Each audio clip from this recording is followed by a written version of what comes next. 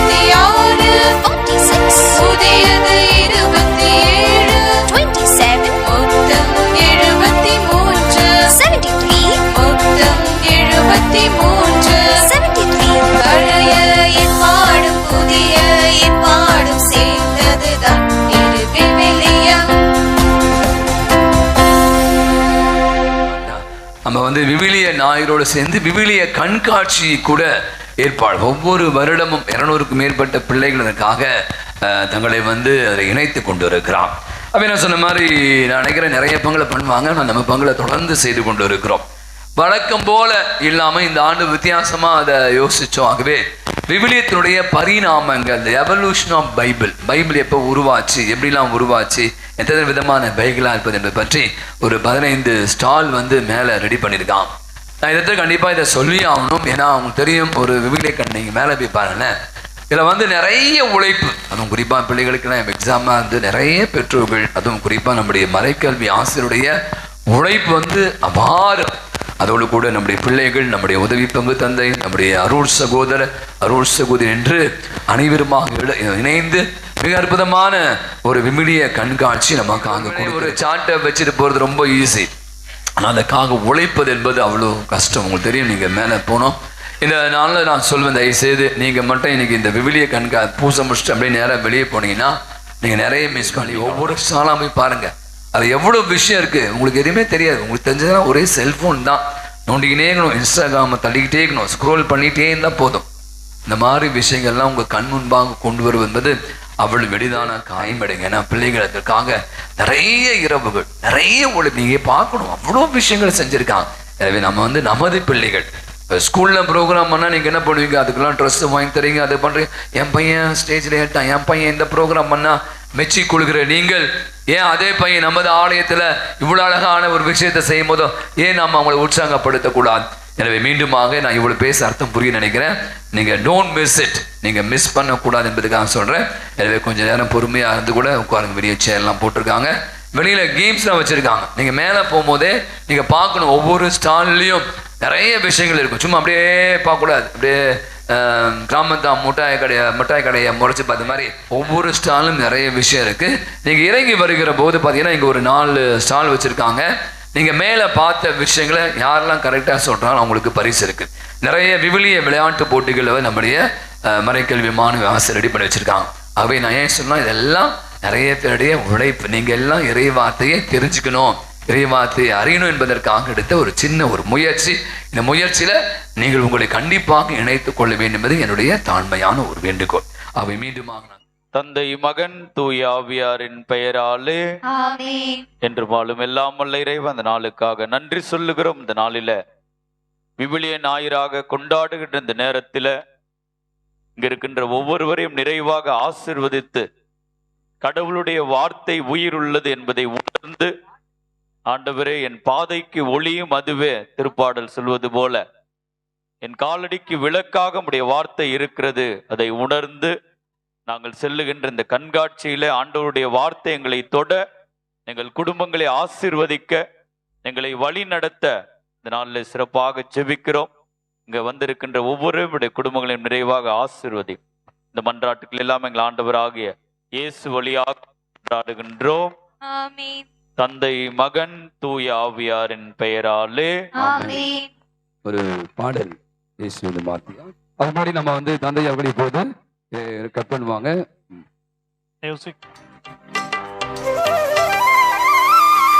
எல்லாம் சேர்ந்து சொல்லுவோம். படிப்போம் படிப்போம் படிப்போம் படிப்போம் விவிலியம் படிப்போம் விவிலியம் கரங்களை தட்டுவோம். படிப்போம் படிப்போம் படிப்போம் படிப்போம் விவிலியம் படிப்போம் விவிலியம் படிப்போம். நடப்போம் நடப்போம் நடப்போம் நடப்போம் இயேசு வழி நடப்போம். இயேசுவை நடப்போம். நடப்போம் நடப்போம் நடப்போம் நடப்போம் இயேசுவின் வழி நடப்போம். இயேசுவை நடப்போம். படிப்போம் படிப்போம் படிப்போம் படிப்போம் விவிலியம் படிப்போம். விவிலியம் படிப்போம். நடப்போம் நடப்போம் நடப்போம் நடப்போம் இயேசு நடப்போம். இயேசுவை நடப்போம். படிப்போம் படிப்போம் படிப்போம் படிப்போம் விவிலியம் படிப்போம். நடப்போம் நடப்போம் நடப்போம் நடப்போம் வழி நடப்போம். இயேசுவை நடப்போம். சேர்ந்து சேர்ந்து சொல்லலாம். படிப்போம் படிப்போம் படிப்போம் படிப்போம் விவிலியம் படிப்போம். விவிலியம் படிப்போம். நடப்போம் நடப்போம் இயேசுவின் வழி நடப்போம். இயேசுவை நடப்போம். படிப்போம் படிப்போம் படிப்போம் படிப்போம் விவிலியம் படிப்போம். விவிலியம் படிப்போம். நடப்போம் நடப்போம் நடப்போம் நடப்போம் இயேசு வழி நடப்போம். இயேசுவை நடப்போம். படிப்போம் படிப்போம் படிப்போம் படிப்போம் விவிலியம் படிப்போம். விவிலியம் படிப்போம். நடப்போம் நடப்போம் நடப்போம் நடப்போம் இயேசுவை நடப்போம். இயேசுவை நடப்போம். படிப்போம் படிப்போம் படிப்போம் படிப்போம் விவிலியம் படிப்போம். விவிலியம் படிப்போம். நடப்போம் நடப்போம் நடப்போம் நடப்போம் இயேசுவை நடப்போம். இயேசுவை நடப்போம். படிப்போம் படிப்போம் படிப்போம் படிப்போம் விவிலியம் படிப்போம். விவிலியம் படிப்போம். நடப்போம் நடப்போம் நடப்போம் நடப்போம் இயேசுவை நடப்போம். இயேசுவை Hi நடப்போம். madam, I live in this beautiful Eden garden created by God. God created sun, light, earth, moon, stars and water on the first 5 days. On the sixth day, He created me from the sand and dust. God created me to till the garden and take care of it, but I disobeyed God. I am Eve. God created me as a partner to Adam. God said we should not eat the fruit from the tree in the middle of the garden. But serpent said, if we eat this fruit, we will become like God. So I ate it and I gave it to Adam. God was not happy and sent out of the Eden garden.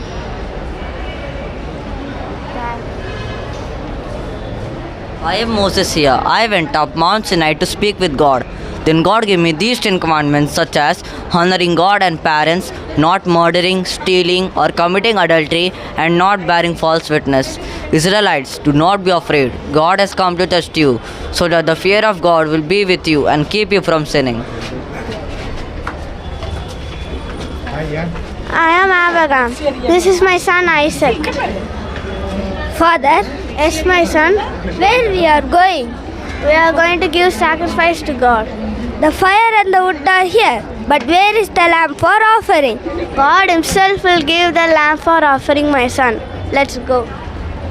Thank you. Thank you. Super. Thank you so much. It's very creative. Really, it is very great creation. I think it's a beautiful one.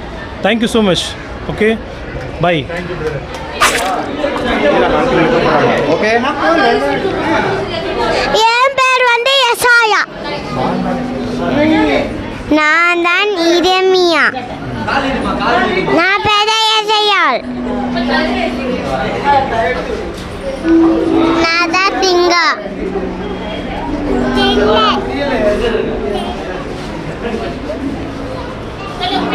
நான் தான்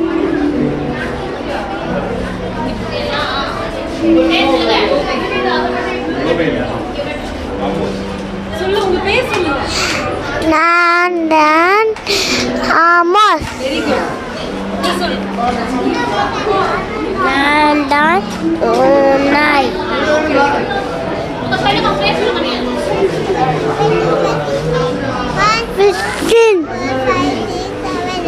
hello ஓபிதா. நான் தான் செப்பனியா. நான் தான் செத்துரியா.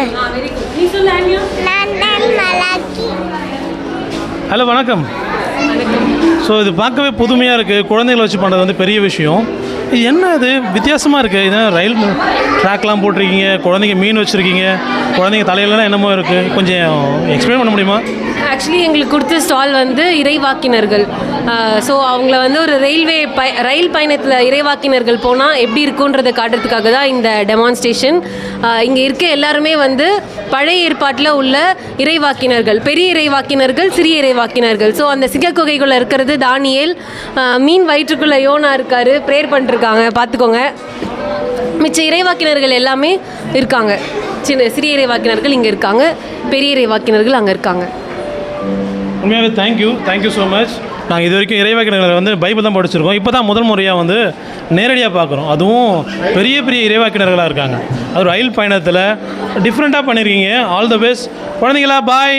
All the best.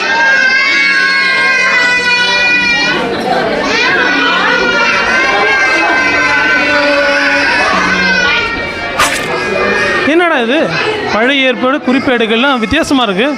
Hello இருக்கீங்களா யாராச்சும்? Hi. யார் நீங்களா? என்ன இது கான்செப்ட் கொஞ்சம் சொல்ல முடியுமா? என்ன கான்செப்ட்னு சொல்ல முடியுமா?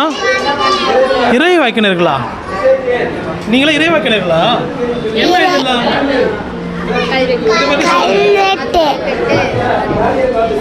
கல்வெட்டு. குறிப்பெட்டு. இது என்ன மொழி? இது வந்து எபிரேய மொழி.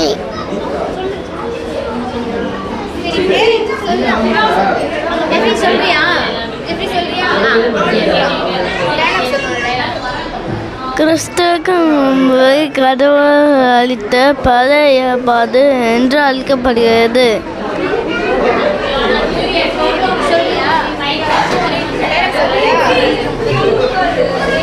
ஓகே, இதை பற்றி சொல்லணுன்னா பெரிய விஷயம் தான். பழைய ஏற்பாடு எப்படி உருவாச்சு, இந்த கல்வெட்டில் எப்படி முதல்ல உருவாச்சு, ஸ்க்ரால்ஸு முதல்ல பார்த்தோன்னா அந்த பேப்பரஸ் முதல்ல எழுதுவாங்க. எப்படி நம்ம படிச்சிடும் இல்லையா, ஓலைச்சுவடில் எழுதியிருப்பாங்க. அந்த மாதிரி அந்த காலத்தில் இந்த ஸ்க்ரால்ஸ், இந்த பேப்பர் மாதிரி பேப்பரஸ் சொல்லுவாங்க. ஸோ அது மாதிரி எழுதியிருக்காங்க. கல்வெட்டு, இது கிளே, ஸோ கிளேயில் எழுதியிருக்காங்க. அந்த காலத்தில் வந்து நமக்கு பேப்பர் பென் கிடையாது இல்லையா, அதனால் அவங்களால முடிஞ்சது கல்வெட்டால், இந்த கிளேவால், இந்த மாட்டுடைய தோல் இருக்கு இல்லையா, அதில் வச்சு எழுதி இதை வந்து பதம் பண்ணி வச்சுருக்காங்க. இது பாருங்கள், இதெல்லாம் பார்க்கவே நமக்கு வந்து என்னென்னு புரியாது. இதுக்கான தனி லாங்குவேஜ் இருக்குது. என்ன லாங்குவேஜ் தெரியுமா? Hebrew language. 3 மொழிகள் இருக்குது. ஹீப்ரு லாங்குவேஜ் இருக்குது, அரேமிய மொழி இருக்குது, அப்புறம் கிரீக் இருக்குது. ஸோ இந்த மொழிகளை தான் நம்மளை பைபிளை வந்து உருவாக்கி வந்திருக்கு. ஸோ சூப்பராக பண்ணியிருக்காங்க. இது எல்லாருக்குமே நம்ம கையை தட்டி சூப்பர் குட்டீஸ், பயங்கரமாக பண்ணியிருக்கீங்க. பாய்.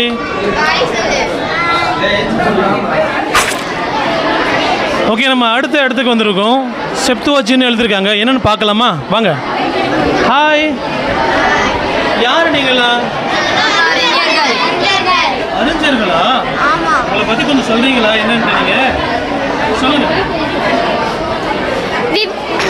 விவிலியத்தில் முதலில் மொழிபெயர்ப்பு செய்யப்பட்டிருந்தது செப்துவஜின்ட். இது கிமு 3ஆம் நூற்றாண்டு அப்பொழுது மொழிபெயர்ப்பு செய்யப்பட்டிருந்தது. இயேசு கிறிஸ்து வாழ்வதற்கு முன்னதாகவே மொழிபெயர்ப்பு செய்யப்பட்டிருந்தது. ஹீப்ரு மொழியிலிருந்து கிரேக்க மொழிக்கு மொழிபெயர்ப்பு செய்யப்பட்டிருந்தது. 72 அறிஞர்கள் 2 பேர்களாக பிரிந்து 36 குழுவாக இணைந்து மொழிபெயர்ப்பு செய்தார்கள். இதனுடைய சிறப்பு என்னவென்றால் இதனை குறித்து தான் புதிய ஏற்பாடு எழுதப்பட்டுள்ளது. Hebrew, Greek.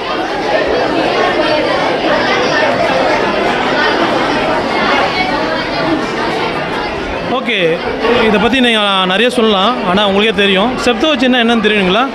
கிரீக் மொழியில் எழுதப்பட்டது முதல்ல. அது யார் எழுதுனாங்கன்னா 72 பேரை வச்சு எழுதியிருக்காங்க. அது 2 பிரிவாக பிடிச்சி 72 பேரை வச்சு தான் இந்த செப்துவஜின்ட்டை ஹீப்ருவிலிருந்து கிரீக்குக்கு டிரான்ஸ்லேட் பண்ணியிருக்காங்க. ஸோ அதை தான் இந்த வந்து பிள்ளைங்க வந்து அழகாக டிஸ்பிளே பண்ணியிருக்காங்க. நல்லா இருக்குது பாருங்களேன். இது பார்க்கவே இந்த பைபிள் பாருங்களேன், எவ்வளோ பெரிய பைபிளாக இருக்குது. ஸோ இந்த பிள்ளைங்களுக்கு ரொம்ப ஒரு வாட்டி கைதட்டி குட்டி சூப்பராக பண்ணியிருக்கீங்க. All the best. பாய்.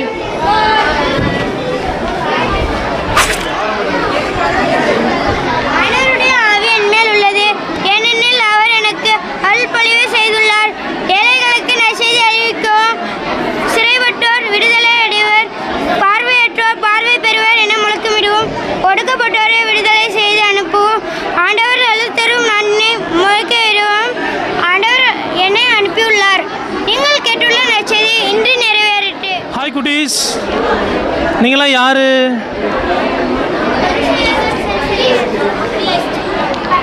நாங்களா ப்ரீஸ்ட்.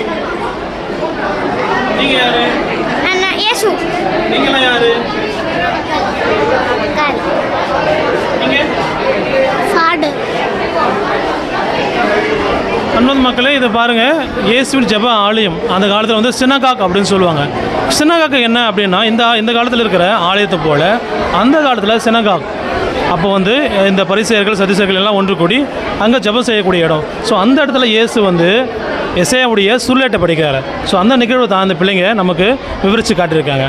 நல்லா பண்ணியிருக்காங்க. இவங்களுக்கும் ஒரு கைதட்டலை கொடுத்துடலாமா? சூப்பர்க்கா, சூப்பராக பண்ணியிருக்கீங்க. All the best. பாய்.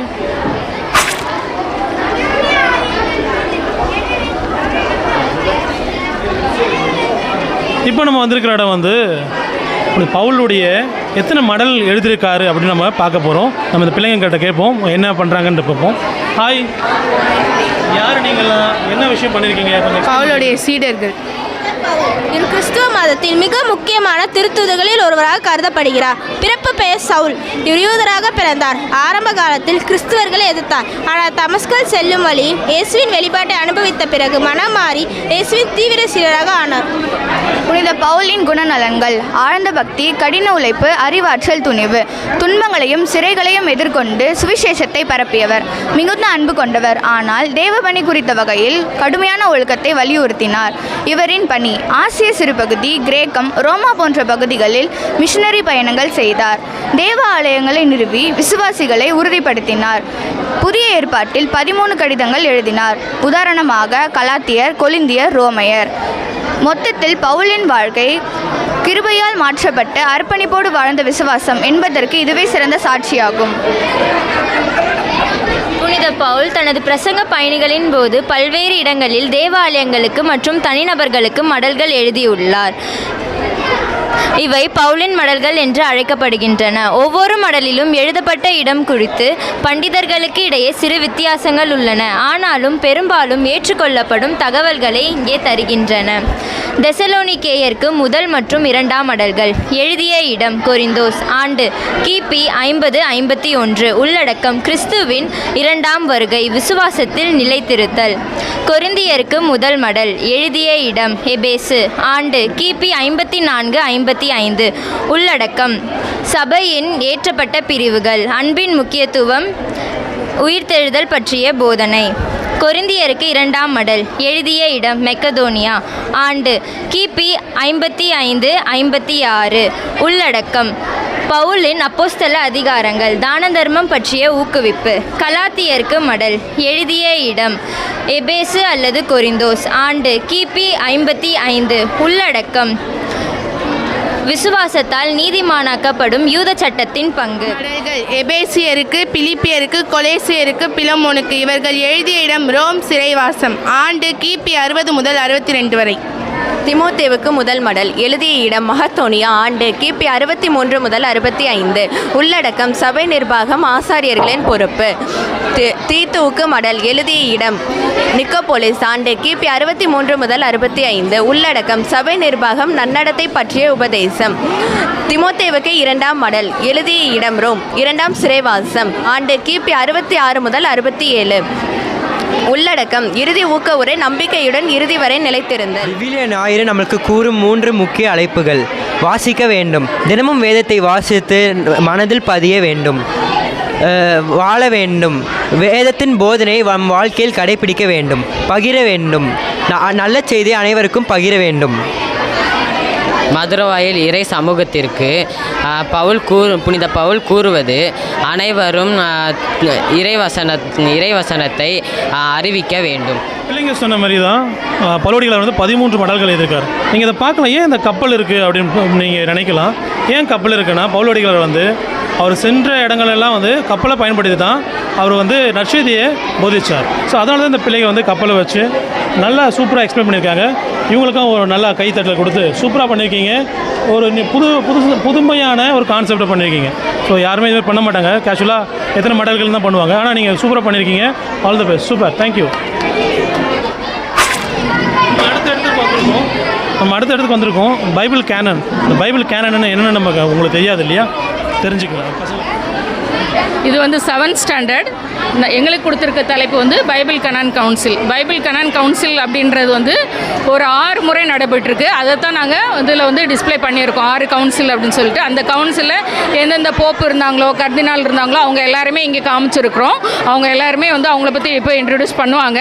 அதுக்கு முன்னே என்னென்னு சொல்லிடுறேன். இன்றைக்கு நம்ம கையில் இருக்கக்கூடிய 73 புத்தகங்கள் அடங்கிய திருவிவிலியம், அதாவது 46 பழைய ஏற்பாடும் 27 புதிய ஏற்பாடு அடங்கிய நம்மளுடைய திருவிவிலியம்.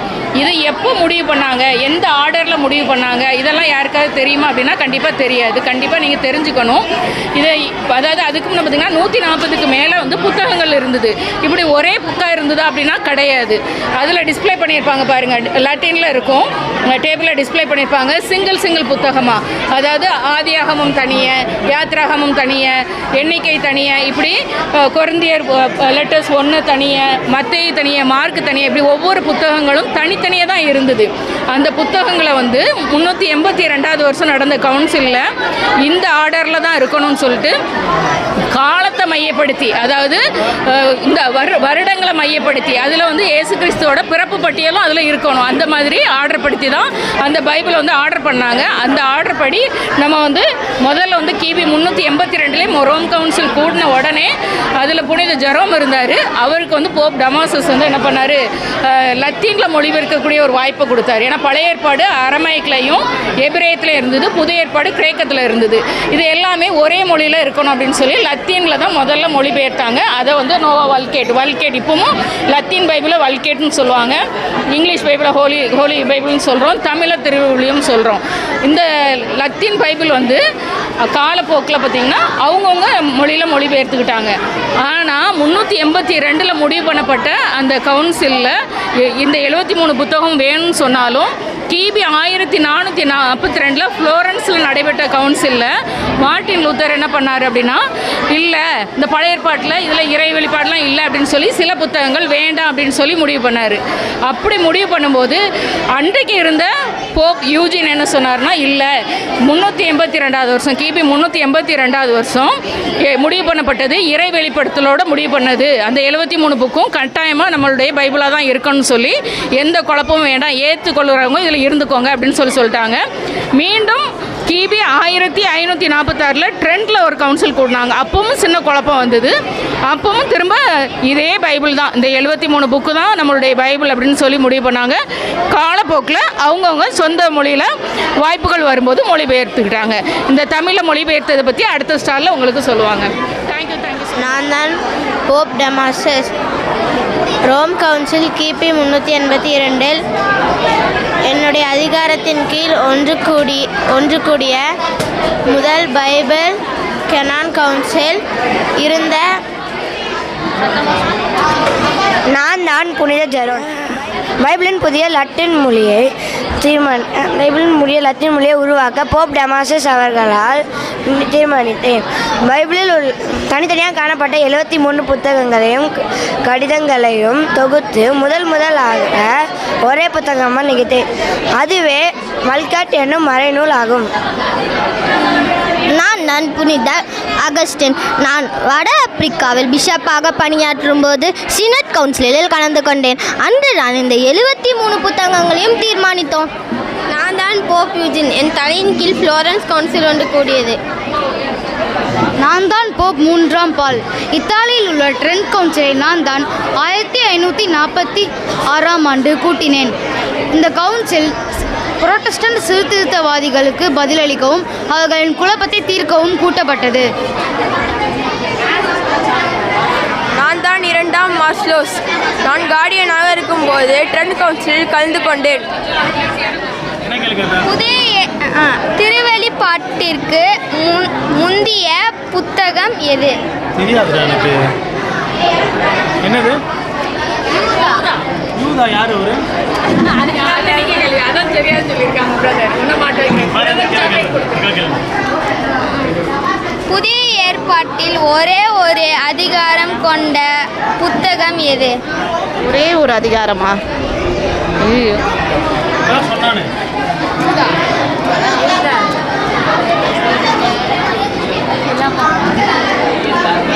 பிலமோன் 2, 3 யோவான். 3 யோவானா? யூதா 2 யோவான் 3 யோவான். சிம்பிளா கேள்றாங்க. பழைய ஏற்பாட்டில் எத்தனை புத்தகங்கள் உள்ளது? பழைய ஏற்பாட்டில் எத்தனை புத்தகங்கள் உள்ளது? அவங்க பசங்க தான். 46. சரியான பதில். பிரதர் சொல்லி ஓகே, நம்ம அடுத்த இடத்துக்கு வந்திருக்கோம். இது என்ன ஸ்டால் நம்ம சொல்ல முடியுமா? Vulgate. So 8th standard Vulgate பண்ணியிருக்காங்க. வல்கேட்னா என்ன அப்படின்றது வந்து உங்களுக்கு தெரியாது தானே, நம்ம கேட்டு தெரிஞ்சுக்கலாம். பிள்ளைங்க வந்து சூப்பராக எக்ஸ்பிளைன் பண்ணுவாங்க. பிஃபோர் நாங்கள் போகிறதுக்கு முன்னாடி என்ன சொல்கிறோன்னா, இது வந்து வல்கேட். முன்ன காலத்தில் வந்து ஹீப்ரூவில் எல்லா லாங்குவேஜும் வந்து பைபிள் இருந்துச்சு. ஸோ வந்து மக்கள் வந்து அது வந்து புரிகிறதுக்காக வந்து லாட்டின் மொழியில் மாற்றினாங்க. அது எப்படி மாற்றினாங்க, யார் எழுதுனா, யார் சொன்னா, அதெல்லாம் வந்து இந்த ஸ்டால் வழியாக உங்களால் தெரிஞ்சுக்க முடியும். ஸோ அதோட எக்ஸ்ப்ளனேஷன் எங்களோட மெம்பர்ஸ் சொல்லுவாங்க. அதாவது தொடக்கத்தில் வந்து பைபிள் வந்து எபிரேய மொழியில் இருந்துச்சு. மக்களால் வந்து அதை படிக்க முடியாத காரணத்தினால வந்து அப்போ இருந்த போப்பான 1ஆம் டமாசஸ் அவர் வந்து புனித ஜெரோமை வந்து அதை திருத்துவதற்காக நியமித்தார். புனித ஜெரோம் வந்து அதை மொத்தத்தையுமே வந்து லத்தீன் மொழியில் மொழிபெயர்த்து திருச்சபைக்கு ஒப்படைச்சார். திருச்சபைக்கு ஒப்படைச்சனால வந்து நிறைய மக்களால் திருப்பலி பார்க்க முடிஞ்சது. திருத்தந்தையர்களால் திருப்பலியை நிறைவேற்ற முடிந்தது. அதனால் வந்து அடுத்தடுத்து பைபிள் வந்து காலகட்டத்துக்கேற்ப உருமாறிக்கொண்டே இருந்துச்சு. அதை வந்து நீங்கள் அடுத்தடுத்த ஸ்டாலில் நீங்கள் பார்ப்பீங்க.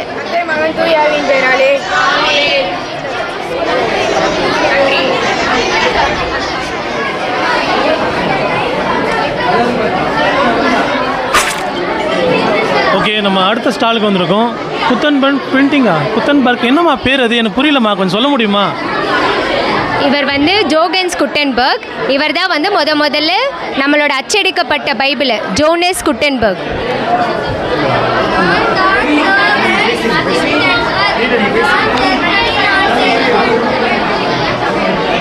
ஸோ ஜோகன் குட்டன்பர்க் தான் வந்து முதல்ல நம்ம பார்த்த இது வரைக்கும் எல்லா பைபிளுமே வந்து எழுத்து பிரதி, அதாவது கையில் எழுதின மெனுஸ்கிரிப்ட்ஸ் தான். ஆனால் வந்து ஜோகன்ஸ் குட்டன்பர்க் தான் என்ன நினச்சாங்கன்னா, நிறைய ஒரு பைபிள் எழுதி முடிக்கணும்னா 5லேருந்து 4 வருஷம் எடுத்தது. ஸோ அதனால் அவர் மற்ற பெரிய ஆளுங்களுக்கு மக்களுக்கெல்லாம் கிடைக்கல. அதனால் அதை பிரதியாக போடணும், காப்பீஸாக கொடுக்கணும்னு முதல்ல ஜெர்மனியில் ஒரு பிரிண்டிங் ப்ரெஸ் செட் பண்ணி நம்மளோட பைபிளை பிரிண்ட் பண்ணாங்க. நான் ஜெர்மனி நாட்டை சேர்ந்தவன். நான் 1440களில் அச்சு இயந்திரத்தை உருவாக்கி பைபிளை அச்சிட்டேன். நான் முதலில் விவிலியத்தை அச்சிட்டு அதனை பலரும் பயன்படுத்த காரணமாக இருந்தேன். இது எளிதில் கிடைக்கும் வகையில் அமைந்தது. வல்கேட் என்னும் பைபிளை நான் அச்சிட்டேன்.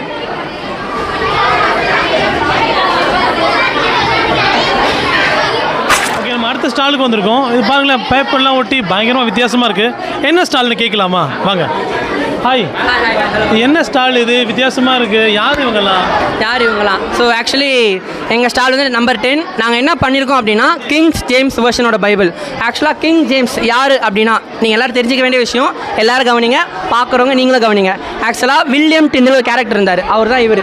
இது இருக்கார் பார்த்தீங்களா? இவர் தான் வில்லியம் டிண்டில் கேரக்டர். இவர் தான் முதல்ல இங்கிலீஷை எழுதலாம், இங்கிலீஷில் மொழிபெயர்க்கலான்னு ஆரம்பித்த ஒருத்தர். இவர் தான் ஆரம்பித்தார். இவர் ஆரம்பித்து கொஞ்ச காலத்திலே இவரால் புதிய ஏற்பாடு மட்டும்தான் எழுத முடிஞ்சிச்சு. புதிய ஏற்பாடு கம்ப்ளீட்டாக முடிச்சிட்டாலுமே பழைய ஏற்பாடு தொடங்க போகும்போது இவரை அங்கேருந்த மக்கள் எல்லாருமே எரிச்சு கொண்டுட்டாங்க. பைபிளை பரப்புறாரு அந்த மாதிரி சொல்லிட்டு இவரை கொண்டுட்டாங்க. இவர் கொண்டுட்டதுக்கு அப்புறமா வில்லியம் கவர்டேல் இவங்க வந்தாங்க. இவங்க என்ன பண்ணாங்கன்னா, பழைய ஏற்பாடை இங்கிலீஷில் மொழிபெயர்ச்சாங்க. கொஞ்சம் கொஞ்சமாக மொழிபெயர்ச்சி கொஞ்சம் கொஞ்சமாக ஆக்கி இங்கிலீஷில் வெளியிட்டாங்க. இவங்க 2 பேர் பண்ணதை மக்களுக்கு கொடுக்க யாருமே அனுமதிக்கலை. அதாவது அங்கேருந்த பிஷப்பு, அங்கேருந்த பெரிய பெரிய ராஜாக்கங்கள்லாம் யாருமே அலோவ் பண்ணவே இல்லை. இந்த பைபிள் கொடுக்கக்கூடாது, மக்களுக்கு போய் சேரக்கூடாது நிறைய பேர் நினச்சாங்க. ஆனால் 1604 1604வது வருஷத்தில் கிங்ஸ் ஜேம்ஸ் வந்து பிரிட்டிஷ் கண்ட்ரிக்கு ராஜாவானார். அவர் ராஜாவாயிட்டு என்ன பண்ணார்னா, மக்களுக்கும் பைபிள் போய் சேரணும், மக்களுக்கும் கிறிஸ்துவத்தை பரப்பணுன்றதுக்காக பைபிளை எழுதி, அதாவது பைபிளை இங்கிலீஷில் மொழிபெயர்த்தார். இங்கிலீஷில் எப்படி மொழிபெயர்த்தார்னா, அந்த காலத்தில் இருந்து ஹீப்ரூ கிரீக்கில் தான் பைபிளாக இருந்துச்சு. அந்த பைபிளெல்லாம் கலெக்ட் பண்ணி இங்கிலீஷில் மாற்ற ட்ரை பண்ணார். அவர் அப்போ இருந்த பிஷப்பு, அப்போ இருந்த எழுத்தாளர்களாக கூப்பிட்டு, ஒரு 47 பேர் எழுத்தாளர்களாக கூப்பிட்டுட்டு இங்கிலீஷில் எழுதணும்னு ஆசைப்பட்டு இங்கிலீஷில் எழுதி மக்களுக்கு அதை கொடுத்தாங்க. மக்களை விரும்ப ஆரம்பித்தாங்க. மக்கள் நிறைய விஷயத்தை புரிஞ்சுக்கிட்டாங்க. ஏசுனா இப்படி இருப்பாங்க, ஆண்டவனா இப்படி இருப்பாங்க, இப்படி தான் வாழணும், இப்படி தான் செய்யணும்னு சொல்லிட்டு நிறைய பேருக்கு புரிய ஆரம்பிச்சிச்சு. நம்மளோட கிறிஸ்துவ மதமும் வளர்றதுக்கு ஒரு பெரிய தூணாக இருந்தது கிங்ஸ் ஜேம்ஸ் தான். அவர் வெளியிட்ட அந்த 7 வருஷமாக அந்த பைபிள் எழுதினார். 1604 ஆரம்பித்து 1611 முடித்தார். அந்த 7 வருஷம் எழுதின பைபிள் கிட்டத்தட்ட 400 வருஷமாக பேசப்பட்டுச்சு. அந்த 400 வருஷமும் கிங்ஸ் பைபிளில் பேசப்பட்டது. இப்போ வரைக்கும் அவர் எழுதின பைபிளை வச்சு தான் ஒரு பைபிளை உருவாக்கிட்டு இருக்காங்க. அப்படி உருவாக்கின பைபிள் தான் இந்த எல்லா பைபிளுமே. கிங்ஸ் ஜேம்ஸ் வெர்ஷன் 2, அதுக்கப்புறம் ஹோலி பைபிள், அந்த மாதிரி ஒரு வருஷம் ஒரு 200 வருஷத்துக்கு தாண்டி பைபிள் வந்துச்சு. இந்த எல்லா பைபிள் எழுதுறதுக்கு காரணம் எந்த பைபிள் எடுத்தாங்க அப்படின்னா, ஹீப்ரூ கிரீக், அதில் இருந்தால் எழுதப்பட்டது. ஸோ இதுதான் நாங்கள் சொல்ல வருது.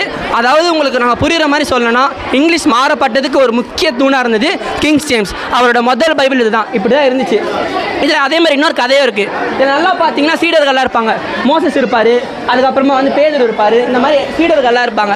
அவர் அப்போ என்ன நினச்சாருன்னா, சீடர்கள்னால தான் பைபிள் பரவச்சு, எல்லாருக்கும் தெரியப்பட்டுச்சுன்னு சொல்லிட்டு அவரே ஃப்ரண்ட் பேஜில் வச்சு ஃபஸ்ட்டு வெளியிட்ட பைபிள் இதுதான். 1611 ஆண்டு ஃபஸ்ட்டு வெளியிட்ட பைபிள் இதுதான். அதுக்கப்புறம் நிறைய பேர் மாற ஆரம்பிச்சிச்சு. ஆனால் பெரிய தூணாக இருந்தது பார்த்தா கிங்ஸ் ஜேம்ஸ் தான். ஸோ உங்கள் எல்லாருக்கும் நான் சொன்ன கதை புரிஞ்சுக்க நம்புகிறேன். நன்றி. இது ஹோலோகிராம். அதே மாதிரி எங்கள் கிளாஸ் ஸ்டூடெண்ட்ஸ் பண்ணியிருக்காங்க. அவங்களோட சின்ன எக்ஸ்ப்ளனேஷன் எப்படி இருக்குன்னு கேளுங்க. நாங்கள் தான் இந்த இங்கிலீஷ் பைபிள் எப்படி இதுவாச்சுன்னு தான் இங்கே பண்ணியிருக்கோம். இங்கிலீஷ் பைபிள் ஸ்டார்டிங் வந்து வில்லியம் டிண்டேல் தான் பண்ணாங்க. அவங்க வந்து புதிய ஏற்பாடை கம்ப்ளீட் பண்ணி முடிச்சிட்டாங்க. கம்ப்ளீட் பண்ணது வந்து மக்களால் இது ஏற்கப்படலனே மக்கள் அவங்களெல்லாம் கொன்ன உடனே அவங்க முடித்ததுலேருந்து மைல்ஸ் கவர்டேல் வந்து அவங்க முடித்த புதிய ஏற்பாடையும் பழைய ஏற்பாடையும் கொஞ்சம் கரெக்டாக எழுத ஆரம்பித்தாங்க. ஒரு ஃபுல் பைபிள் கம்ப்ளீட் ஆயிடுச்சு. அதை வெளியிட்டோடனே மக்களால் ஈஸியாக கேரி பண்ண முடியல. சின்ன சின்ன மிஸ்டேக் மீனிங் கரெக்டாக இல்லைன்னொடனே மக்கள் அதை அவாய்ட் பண்ணாங்க. இது எடுக்கலை, யூஸ் பண்ணல யாருமே, பைபிளை அப்படியே ஸ்டாப் பண்ணி வச்சுட்டாங்க. ஸோ கிங் ஜேம்ஸ் வந்து வந்ததுக்கப்புறம் தான் அவங்க வந்து நாங்கள் 2 பேரும் எழுதின பைபிளை கொஞ்சம் சின்ன சின்ன மிஸ்டேக்லாம் சேஞ்ச் பண்ணி ஒரு ஷார்ட் பைபிளை கேரி பண்ண மக்களுக்கு ஈஸியாக புரிகிற மாதிரி எடுத்துகிட்டு போக வச்சுறாரு. அதனால் அதை வெளியிட்டதுக்கப்புறம் மக்கள்லாம் வந்து அதை ரொம்ப வருஷம் 4 செஞ்சுரியாக அந்த பைபிள் பேசப்பட்டுச்சு. அதுக்கப்புறம் தான் இங்கிலீஷ் பைபிள் எப்படி வந்துச்சு. கிங் ஜேம்ஸ்லனா இந்த பைபிள் வந்து இப்போவுமே இத்தனை பைபிள் இருந்தாலும் கிங் ஜேம்ஸ் பைபிள் தான் பேசப்படும் இன்ன வரைக்கும்.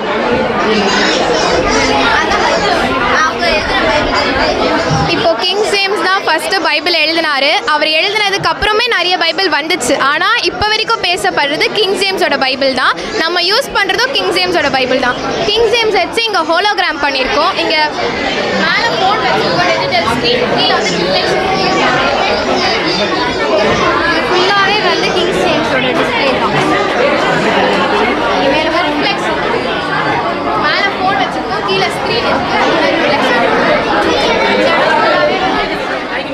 ஸோ ஓகே, பயங்கரம் பண்ணியிருக்காங்க, எக்ஸ்ப்ளனேஷன்லாம் கொடுத்தாங்க. ஏன் கிங் ஜேம்ஸ், யார் அவர் அப்படின்னு நீங்கள் எல்லாம் சொல்லிட்டீங்க. இது எங்கேருந்து எங்கே மொழிபெயர்த்தாங்க அப்படின்னா இருக்கா? அதில் சொல்லிட்டீங்களா? ஓகே, உங்கள் எல்லாருக்குமே தெரிஞ்சிருக்கும் அவங்க என்னென்ன சொல்லிப்பாங்க, நீங்கள் கேட்டிருப்பீங்க. நம்ம அடுத்த ஸ்டால் போகலாம். இவங்க எல்லாருக்கும் ஒரு பாய் சொல்லிட்டு thank you bye. Thank you so much. Thank you.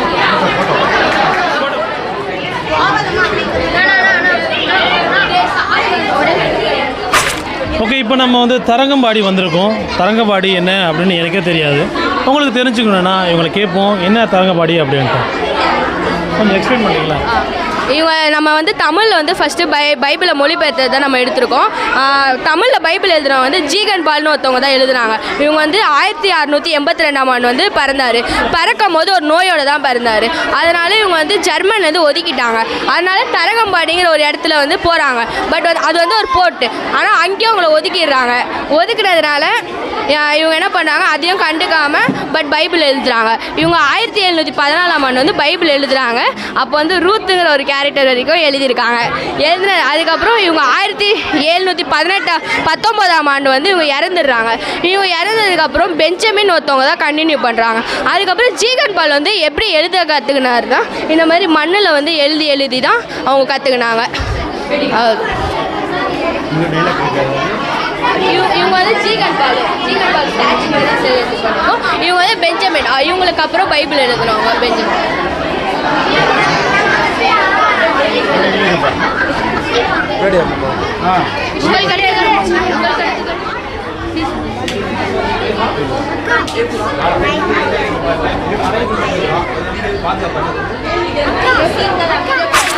Welcome to Qumran cave. So இப்போ நம்ம வந்து கும்ரான் கேவுக்கு வந்திருக்கோம்.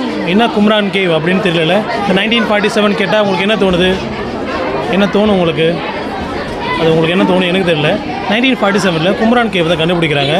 எப்படி கண்டுபிடிச்சாங்க, அதில் என்னென்ன இருந்துச்சு அப்படின்னு நம்ம குழந்தைங்க வந்து எக்ஸ்பிளைன் பண்ணுவாங்க, கேட்கலாம். ஆக்சுவலாக 1947 வந்து என்ன ஆச்சு அப்படின்னா, ஒரு ஆடு மேய்க்கிற சிறுவர்கள் ஒரு 3 பேர் என்ன பண்ணாங்க அப்படின்னா, அவங்க ஆடுகளை தேடி போனாங்க. அப்படி தேடும்போது தான் அவங்க கண்டுபிடிச்ச ஒரு மிகப்பெரிய வரலாற்று பொக்கிஷம் தான் கும்ரான் குகைகள். ஸோ கும்ரான் குகைகளில் வந்து அவங்க நிறைய சுருள்களை வந்து கண்டுபிடிச்சாங்க. சுருள்கள் அப்படின்னா அவங்க வந்து அதில் நிறைய லெட்டர்ஸ், எபிரேயம், கிரேக்கம், லத்தீன் போன்ற மொழிகள் எழுதப்பட்ட நிறைய பழைய நூல்கள் இருந்துச்சு. அதை வந்து அவங்க என்னன்னு அவங்களுக்கு தெரியலை. பட் அதை வந்து எப்படியாவது விற்று அதை வந்து காசு எடுக்கணும் அப்படின்ற நோக்கத்தோடு அதை வந்து அங்கே இருந்த அந்த ஆர்கியாலஜிஸ்ட், தொல்பொருள் ஆராய்ச்சியாளர்கள் கிட்ட கொடுத்து அதுலேருந்து அவங்க நிறைய காசு எடுத்தாங்க. ஸோ அந்த சுருள்கள்லேருந்து அவங்க தொல்பொருள் ஆய்வாளர்கள் வந்து கண்டுபிடிச்ச விஷயங்கள் தான் ரொம்ப பிரமிப்பை ஏற்படுத்துச்சு. வரலாற்றில் வந்து ஒரு பெரிய திருப்பு முனையாக அமைஞ்சுது. அது மட்டும் இல்லாமல் பழைய ஏற்பாடோட ஒரு பெரிய பகுதி அது என்னன்னா எசாயா நூல் முழுவதுமாக இங்கே தான் கண்டுபிடிக்கப்பட்டுச்சு. அது மட்டும் இல்லாமல் தொடக்க நூலில் சில பகுதிகளும் இருக்குது, திருப்பாடல்களில் சில பகுதிகளும் இங்கே தான் கண்டுபிடிச்சாங்க. ஸோ இதுலேருந்து அவங்க ஆராய்ச்சி முடிவுகளில் அவங்களுக்கு என்ன தெரிஞ்சுது அப்படின்னா அது வந்து எழுதுனது யார் அப்படின்னா எசீன்கள் அப்படின்றவங்க. எசீன்கள் அப்படின்றவங்க சாதாரண ஆள் கிடையாது. இப்போ நம்ம எப்படி பரிசேயர்கள் சதுசேயர்கள் இருக்காங்களோ அதே மாதிரி எசீன்களும் ஒரு மத குருக்கள் தான். ஆனால் அவங்க வந்து பரிசேயர்கள் சதுசேயர்கள்ல இருந்து வேறுபட்டு இருந்தாங்க. ஏன் அப்படின்னா பரிசேயர்களும் சதுசேயர்களும் அரசர்களுக்கு அதிகமாக இம்பார்ட்டன்ஸ் கொடுத்தது வந்து பிடிக்காம இந்த எசீன்கள் வந்து அது அங்கே இருந்து, அதாவது நகர பகுதியிலிருந்து மறைஞ்சி பாலைவன பகுதிகளில் வாழ்ந்தாங்க. ஸோ அந்த பாலைவன பகுதியில் இருந்த குகை தான் இது. அந்த காலகட்டத்தில் எழுதின அந்த நூல்கள் தான் இது எல்லாமே. அதில் வந்து எசாயா நூல்கள் மட்டும் இல்லாமல் அவங்க எப்படி வாழ்ந்தாங்க அப்படின்றதையும் நிறையா எழுதினாங்க. ஆக்சுவலாக இந்த எசீன்களோட வேலையே என்னவா இருந்துச்சு அப்படின்னா இந்த சுருள்களை எழுதுறதா மட்டும்தான் இருந்துச்சு. காலையிலேருந்து நைட்டு வரை அவங்க நிறைய சுருள்கள் எழுதி கடவுளை பற்றின எல்லா விஷயங்களையுமே அவங்க குறிப்பெடுத்து வச்சுருந்தாங்க. ஸோ அந்த குகை தான் இது. இது வந்து நம்ம பசங்க ஒரு சின்ன ஆக்ட் பண்ணி காட்டுவாங்க. கல்லில் என்ன இது? இந்த ஆட்டை நம்மால் கண்டுபிடிக்கவில்லையே, மிக தூரம் சென்றிருக்கும் போல. முகமது, ஒரு வேலை இது குகையில் மறைந்ததுக்குள் நம்ம கண்டுபிடிக்க இயலாது. அப்படியானால் நாம் சத்தம் போட்டு பார்ப்போம். சரிதான், அந்த கல்லை கொடு. முகமது, ஒரு நிமிடம், நீ சத்தத்தை கேட்டாயா? அது பானையின் சத்தம் போல் இல்லையே. அது ஒரு பானையின் சத்தம் போல் இருந்தது. பானையா? பானை குகையில் யார் பானையை வைத்தார்கள்? அந்த பானை நிறைய பொக்கிஷங்கள் இருக்குமோ? ஒரு காசுகளும் தங்க கட்டிகளும் இருக்குமோ? அதெல்லாம் இல்லை, அது சாமாக இருக்கலாம். என் மாமா பண்டை காலத்தில் ஆபத்தான வச்சை மறைத்தவர்கள் என்று. பொக்கிஷமோ சாபமோ, வாருங்கள் என்னவென்று சென்று பார்த்து விடலாம். அகமத்து, போய் அந்த விளக்கை ஏற்றுவா. இங்கே என்ன செய்கிறீர்கள்? ஆடுகளை தேடி சென்றீர், தொலைத்து விட்டீர்களா? இதை கொஞ்சம் பார். என்ன இதெல்லாம்? எங்கே இருந்து இது உங்களுக்கு கிடைத்தது? இந்த குகை முழுதும் இதை நிரம்பி உள்ளது. இது என்னவாக இருக்கும்? இவற்றை உள்ள எழுத்துக்கள் ஒன்றும் புரியவில்லையே. எழுத்துக்களை விட இவற்றை விற்றால் நம்மளுக்கு எவ்வளவு கிடைக்கும்? பழங்கால பொருட்களை வாங்கும் ஒருவர் நம் ஊரில் உள்ளார். வாங்கள், அவரிடம் கேட்டு பார்ப்போம். நாங்கள் ஆடு மேய்க்கும் சிறுவர்கள் கண்டுபிடித்தோம். எசாயா, தொடக்க நூல், திருப்பாடல்கள் ஆகியவற்றை இங்கு கண்டுபிடிக்கப்பட்டனர். Welcome to Qumran caves. இது யூடேயாவில் உள்ளனர். நாங்கள் மொத்தம் 11 குகைகளை கண்டுபிடித்தோம். இங்கே பாருங்கள், இது எஸ்ஐயாவின் சுருள். முழுமையான பழைய ஏற்பாடுகள் 1000 ஆண்டுகள் பழமையானது. ஆனால் எழுத்துக்கள் தெளிவாக இருக்கிறதே. These scrolls reflect Judaism just before and during the time of Jesus. They reveal the languages of those periods and divisions within Judaism that influenced the rise of early Christianity. Thank you. இதோ இந்த பானைகளில் பழைய காகிதங்கள் இல்லை. உலக வரலாற்றையே மாற்ற வைக்கும் சான்றுகள் ஆகும். நன்றி. இந்த சுருள்கள் சமூக விதிகள் தொடர்புடையது. இந்த குழு ஒருவேளை எசீன்களாக இருக்கலாம். அவர்களின் வாழ்க்கை எவ்வளவு கட்டுப்பாடானது. சுத்தம், சடங்குகள், விதிகளை மீறினால் கடுமையான தண்டனைகள் எல்லாம் இதில் எழுதப்பட்டு உள்ளது. இங்கே பாருங்களேன், இந்த சுருளில் ஏனோக்கு இப்ளிஸ் மாதிரி பைபிளில் சேராத நூல்களும் உள்ளன. தேங்க்யூ.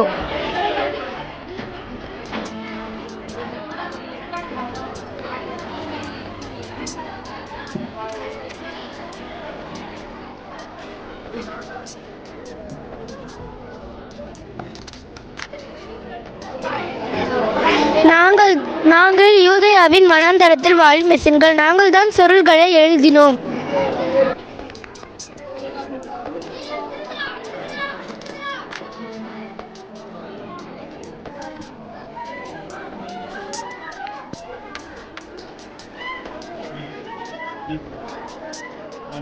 எழுதுங்க.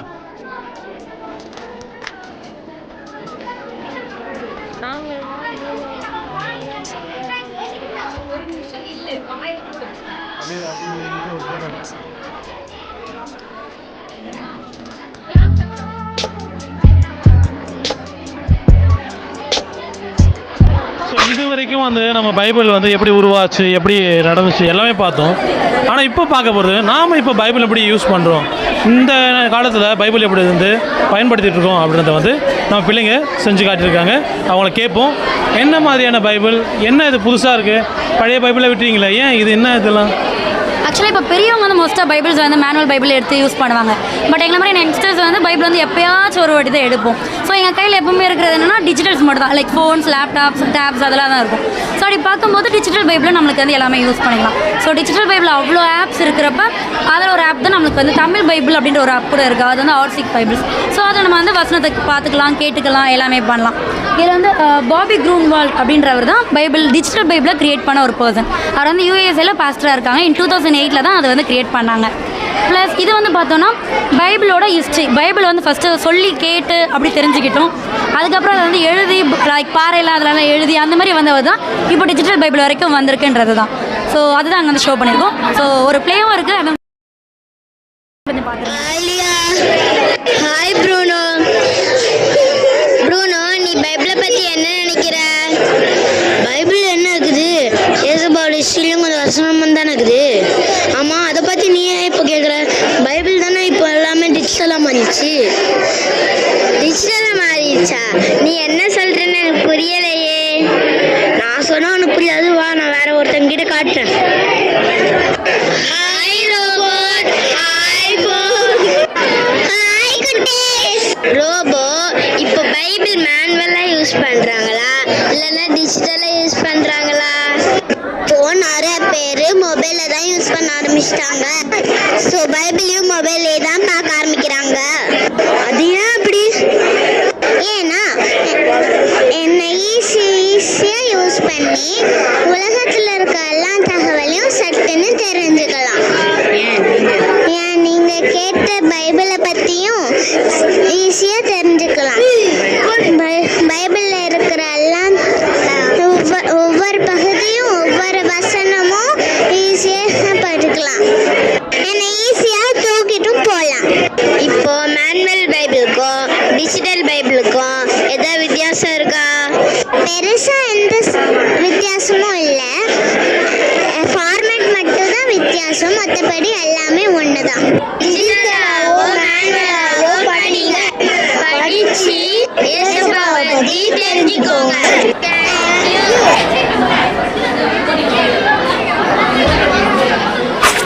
ஸோ இது வரைக்கும் நம்ம பைபிள் எப்படி வந்துச்சு, எப்படி உருவாச்சு எல்லாம் பார்த்தோம். நம்மளுடைய மொழி என்ன மொழி? தமிழ் மொழி. ஸோ இந்த தமிழ் மொழியில் எப்படி மொழியாக்கம் பட்டது அப்படின்ட்டு, நம்முடைய விவிலியத்தை எப்படி மொழியாக்கம் செஞ்சாங்க அப்படின்றத இந்த ஸ்டாலில் பண்ணி வச்சுருக்காங்க. அது யார் பண்ணாங்க, எப்படி பண்ணாங்க, எப்போ பண்ணாங்க அப்படின்றத நம்ம கேட்போம். ஹாய், என்ன ஸ்டால் இது? பைபிள் எப்படி உருவாச்சு, அது எப்படி மொழிபெயர்க்கப்பட்டது, அது எல்லாத்தையுமே இந்த ஸ்டால். நீங்கள் சொல்கிறது தமிழில். ஓகே, அதை பற்றி கொஞ்சம் எக்ஸ்பிளைன் பண்ணுறீங்களா? சீர்திருத்த சபையை சேர்ந்தவர்கள் ஒருத்தர் தான் பெர்தலேமியூ ஜீகன் பால்.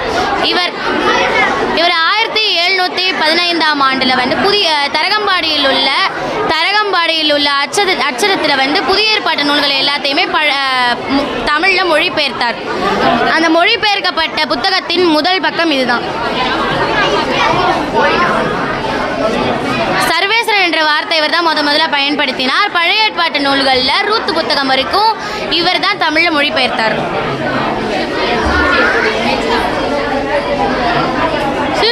சீர்திருத்தாவை மொழிபெயர்ப்பு 1772 ஆண்டு பிலிப் ஜோன் பப்ரியஸ் வந்து தமிழில் மொழிபெயர்த்தார். இவர் வந்து பராபரன் என்ற வார்த்தையை பயன்படுத்தினார். அவர் எழுதிய புத்தகத்தின் காட்சி. 18ஆம் நூற்றாண்டில் ஹென்றி பவர் மொழிபெயர்த்தார். இவர் தான் முதல்ல கர்த்தர் என்ற வார்த்தையை பயன்படுத்தினார். வடமொழி எழுத்துக்களில் இதில் நிறைய வடமொழி எழுத்துக்கள் இருந்ததுனால இது எல்லா நாளும் ஏற்றுக்கொள்ளப்படலை. 19ஆம் நூற்றாண்டில் எல்பி லாசர், சிஹெச் மேனகன், ராஜரிகம் இவங்கெல்லாம் மொழிபெயர்த்தாங்க. இவங்க லோகோன்ற பேரை மாற்றி உலகம்ன்ற பேர் மாற்றப்பட்டாங்க. 1904ஆம் ஆண்டு சத்திய வேதமும் 1973ஆம் ஆண்டு பரிசுத்த வேதமும் மொழிபெயர்க்கப்பட்டது. சீர்திருத்த அவையும் கத்தோலிக்கரும் சேர்ந்து 1974 இந்த பொது மொழிபெயர்ப்பு பணியை ஆரம்பித்தாங்க. 34 விவிலிய அறிஞர்களும் 84 தமிழ் விவிலிய அறிஞர்களும் இந்த பணியில் ஈடுபட்டாங்க. இப்பணியை முடிக்கிறதுக்கு 21 ஆண்டுகள் ஆச்சு. இறுதியாக இந்த 2 அவையும் சேர்ந்து 1995 நவம்பர் திங்கள் 26ஆம் நாளில் மதுரையில் இந்த பொது மொழிபெயர்ப்பை வெளியிட்டாங்க. இதுதான் இப்போ நம்ம பயன்படுத்துகிற விவிலியம்.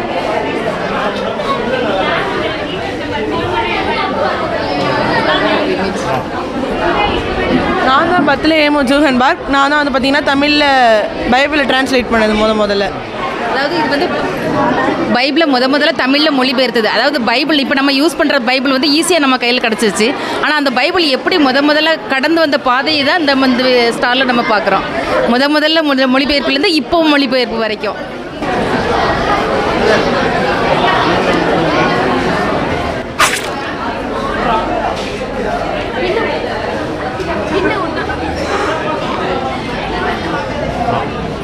ஹலோ, இது என்ன இது கொஞ்சம் எக்ஸ்பிளைன் பண்ணுவீங்களா? ஏசப்பா யாருக்காக உயிர் கொடுத்தாங்க உங்களுக்கு தெரியுமா? அது எனக்கு தெரியுமே. உங்களுக்கு தெரிஞ்சுக்கணுமா? அவங்க உள்ளதான் வெயிட் பண்ணுறாங்க, நீங்கள் போய் பார்க்கலாம். அப்படியா? ஏசு யாருக்காக சேர்த்தாரு? நான் போய் பார்க்கணுமா? உள்ளே யாரும் இருப்பாங்களோ? பார்க்குறேன்.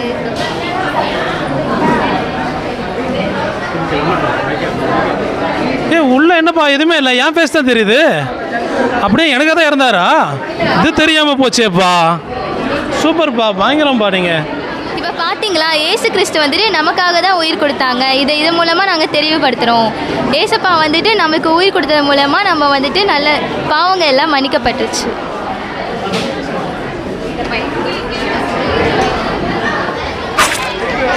என்னப்பா அது கேம்லாம் இருக்கா? அது என்ன கேமு? பலூன் ஆடி கேள்வி எப்படியா? என்னப்பா வித்தியாசமாக இருக்கு? எடுறா ஒரு பொண்ணு போடுறா. ஸோ இந்த கேம் வந்து வித்தியாசமாக இருக்குது. என்ன கேம் அப்படின்னா கனெக்ஷன் கேம். நிறைய ஆட்களை வச்சு பொருட்களை வச்சு எப்படி ஒரு விவிலியத்தில் பேர் இல்லைனா இறைவாக்கினர் பேர் வந்து கண்டுபிடிக்கணும் அப்படின்னு வச்சுருக்காங்க. இது ஆட போகிறேன், போய் ஆடி பார்க்குறேன். என்ன ஆகுனான்னு தெரில, நீங்கள் சப்போர்ட் பண்ணுங்கள். ஐயோ மிஸ் பண்ணிட்டேன். செகண்ட் சான்ஸ் கொடுப்பாங்களா தெரில, கேட்டு பார்ப்போம். செகண்ட் சான்ஸ் தருவீங்களா? உடைக்க முடியலையே. உடைச்சிட்டேன். ஆக்சுவலாக நான் ப்ரைஸ் வாங்கிடுவேன் நினைக்கிறேன். பார்ப்போம். இது என்னடா பேப்பர்லாம் தரானுங்க? இங்கே பாருங்கள். அம்மா இது என்னன்னு சொல்ல முடியுமா? இது என்னது? யார்? இடத்தின் பெயர். பைபிள் இருக்கிற பெயர். நான் எங்கள் பக்கத்து வீட்டில் வச்சுட்டேன். இதெல்லாம் கேட்டு ஷா மணி எட்ஸமணியா? சூப்பர் கண்டுபிடிச்சிட்டேங்க. வேற லெவல் கேமுங்க அது. எனக்கு ஒரு பெண்ணு கொடுங்க. அப்போ பாருங்க, பெண்ணு கிஃப்ட்லாம் வாங்கிட்டேன். சூப்பர், பயங்கரமாக இருக்குது. அடுத்த கேம் போகலாம். ஓகே, அடுத்த கேமுக்கு வந்திருக்கோம். சாப்டர் ஷாம்பா அப்படின்னான்னு தெரியல. ஒருவேளை சாப்டர் அடக்கணுமா? வாங்க போய் பார்ப்போம். Hello, good morning. என்ன கேம் இது? நான் என்ன பண்ணணும்? அதிகாரம் ஃபுல்லாக அரேஞ்ச் பண்ணணுமா? ஸோ அக்கா அரேஞ்ச் பண்ணுறாங்க, அதை நம்ம பார்ப்போம். அக்கா அரேஞ்ச் பண்ணுறாங்க, அதை நம்ம பார்ப்போம்.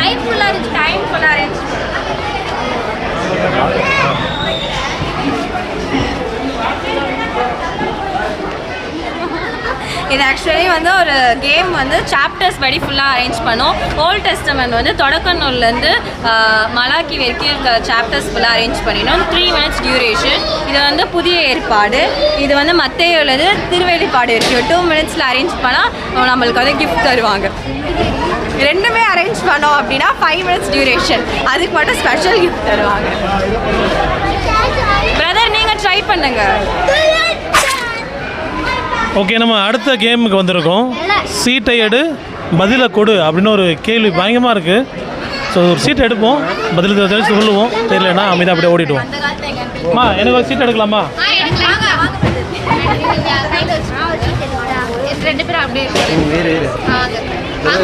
சீட் எடுத்துட்டேன். 38ஆம் நம்பர் வந்திருக்கு. கேளுங்க. ஆன்சர் நீங்களே சொல்கிறேங்க.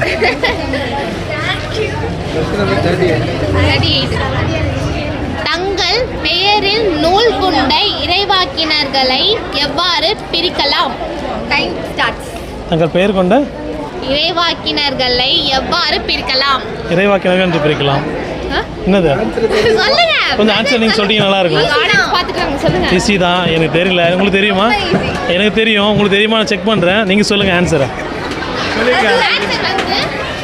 பெரிய இறைவாக்கினர், சிறிய இறைவாக்கினர். சரிங்களா? மைனர் ப்ராஃபிட்டு, மேஜர் ப்ராஃபிட் எனக்கு தெரியும். உங்களுக்கு தெரியுமா? செக் பண்ணேன். பாய்.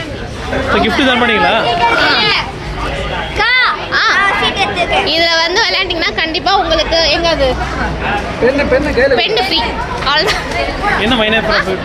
மைனர் ப்ராஃபிட்டு, மேஜர் ப்ராஃபிட்னா என்ன அப்படி சொல்ல முடியுமா? இதோட கேம் பேர் வந்து சீதை ஏது பதிலை கொடு. கண்டிப்பா வந்து விளையாடுங்க, பரிசு பண்ணிட்டு போங்க. தேங்க்யூ.